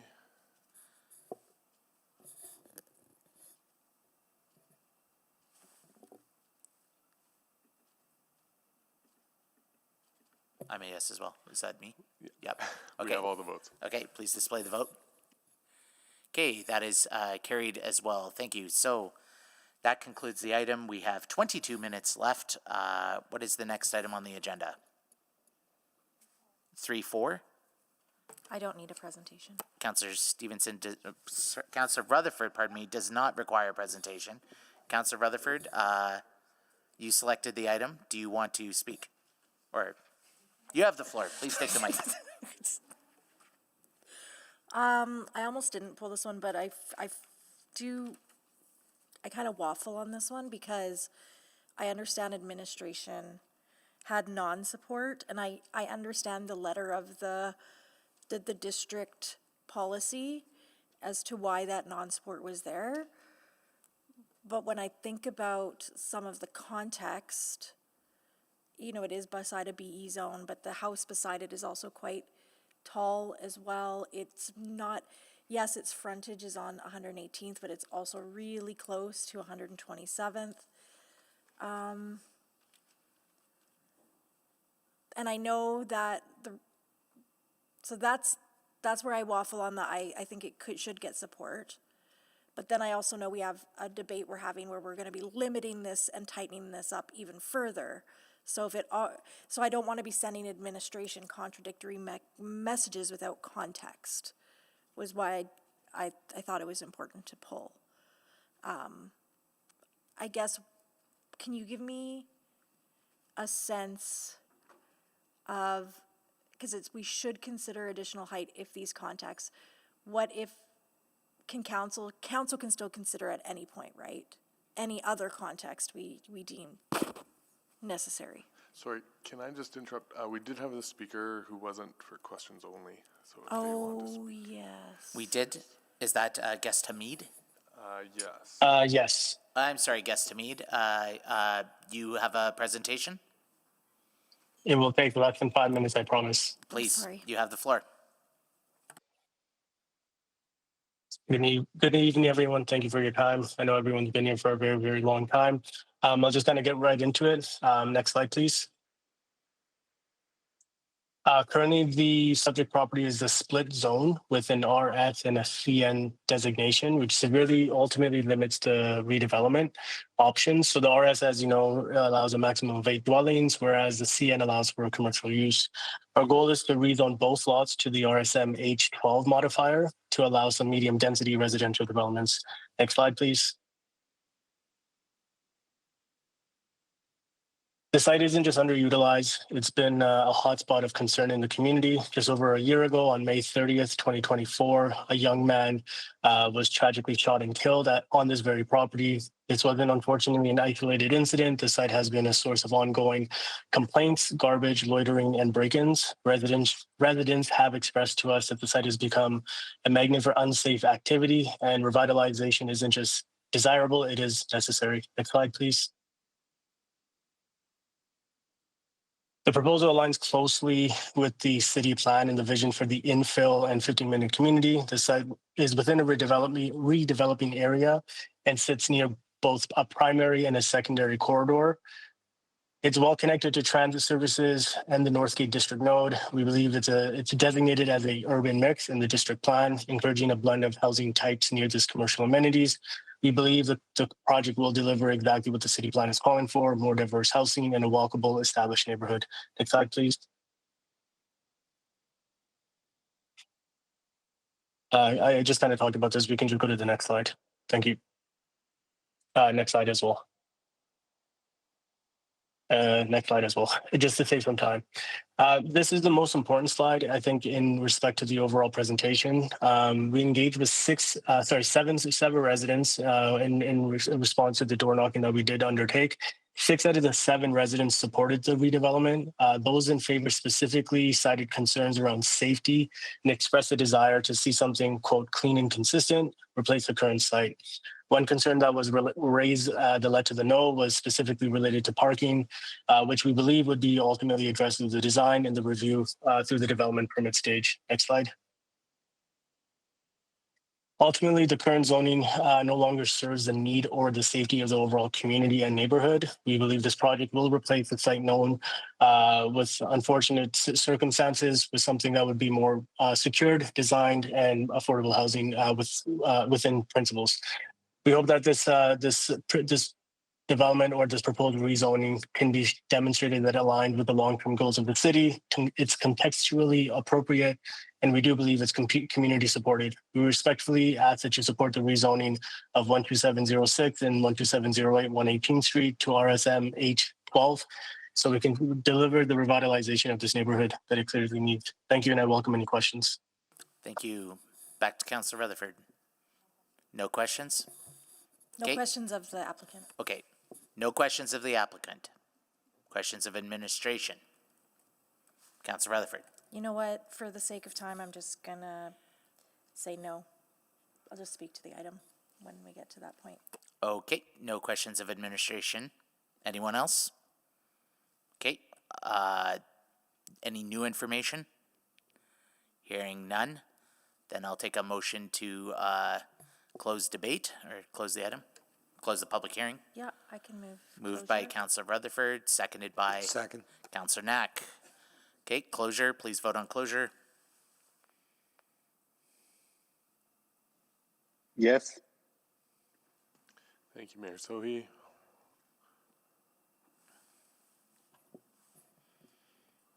Just waiting on Councillor Principe. Councillor Principe, are you still with us? I think she had to leave, clerk. Thank you. Then we have all the votes. Please display the vote. Okay, public hearing is closed. Now, first reading, Councillor Rutherford. Move first reading. Councillor Rutherford moves first reading. Second. Seconded by Councillor Knack. First reading is on the floor. Councillor Rutherford to, oh wait, anybody to speak to it?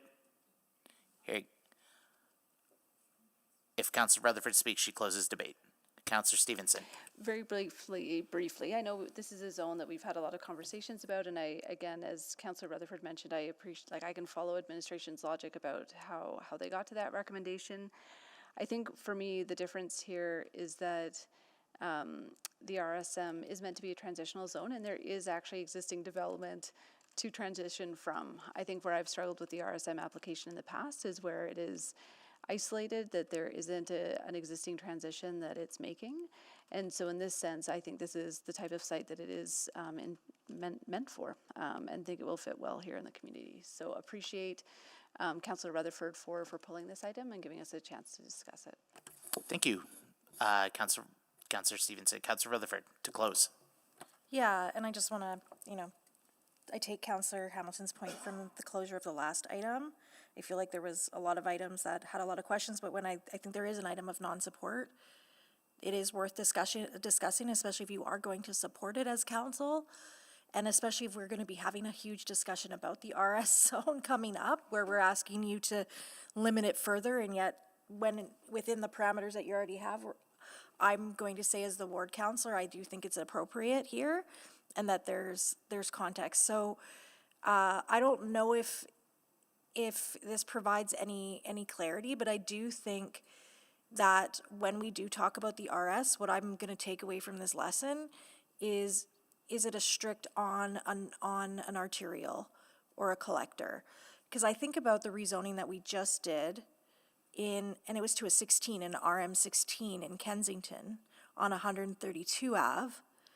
That seems to me to be very equivalent to this site. If not, this site is probably more closer to an arterial than that one, and we approved it just recently. And so I do think that this is the problem when we try to have such rigid rules. So I don't know how we overcome that, but as was also mentioned by the applicant, Calder we just had a Problem Properties Initiative presentation to the community last week. I went, and even though it was a playoff night, over 70 residents showed up during a playoff game because they care, and Calder has become one of the top 15 with problem properties in the city. And so there are this site and then the site next to it are huge problems, and they do need to change. So any development, in my opinion, that deals with some of these problem properties is also good development. And so we also have to look at, from a context perspective, is status quo better, or is, maybe a rezoning that wouldn't fit in our typical rule book better? and in my case, as the council representative, I think that the latter is true. Thank you. Thank you, Councillor Rutherford. Please call the vote. I'm a yes.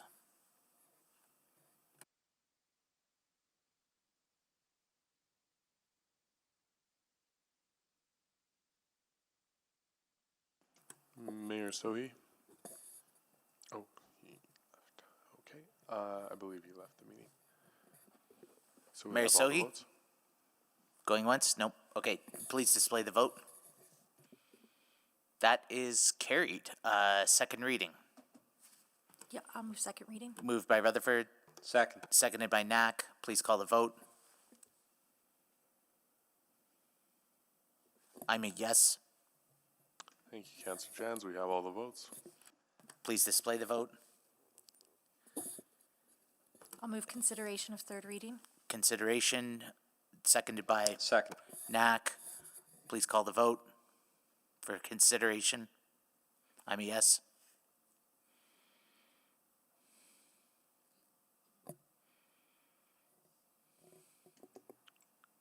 Councillor Rice? Oh, we have all the votes. Please display the vote. I'll move third reading. Wait. Was that carried unanimously? Yes, it was. Please, yeah. Rutherford. Sorry, I'll move a third and final reading of bylaw 21167. Second. Moved, seconded by Knack. Please vote. I'm a yes. Thank you, Councillor Jans.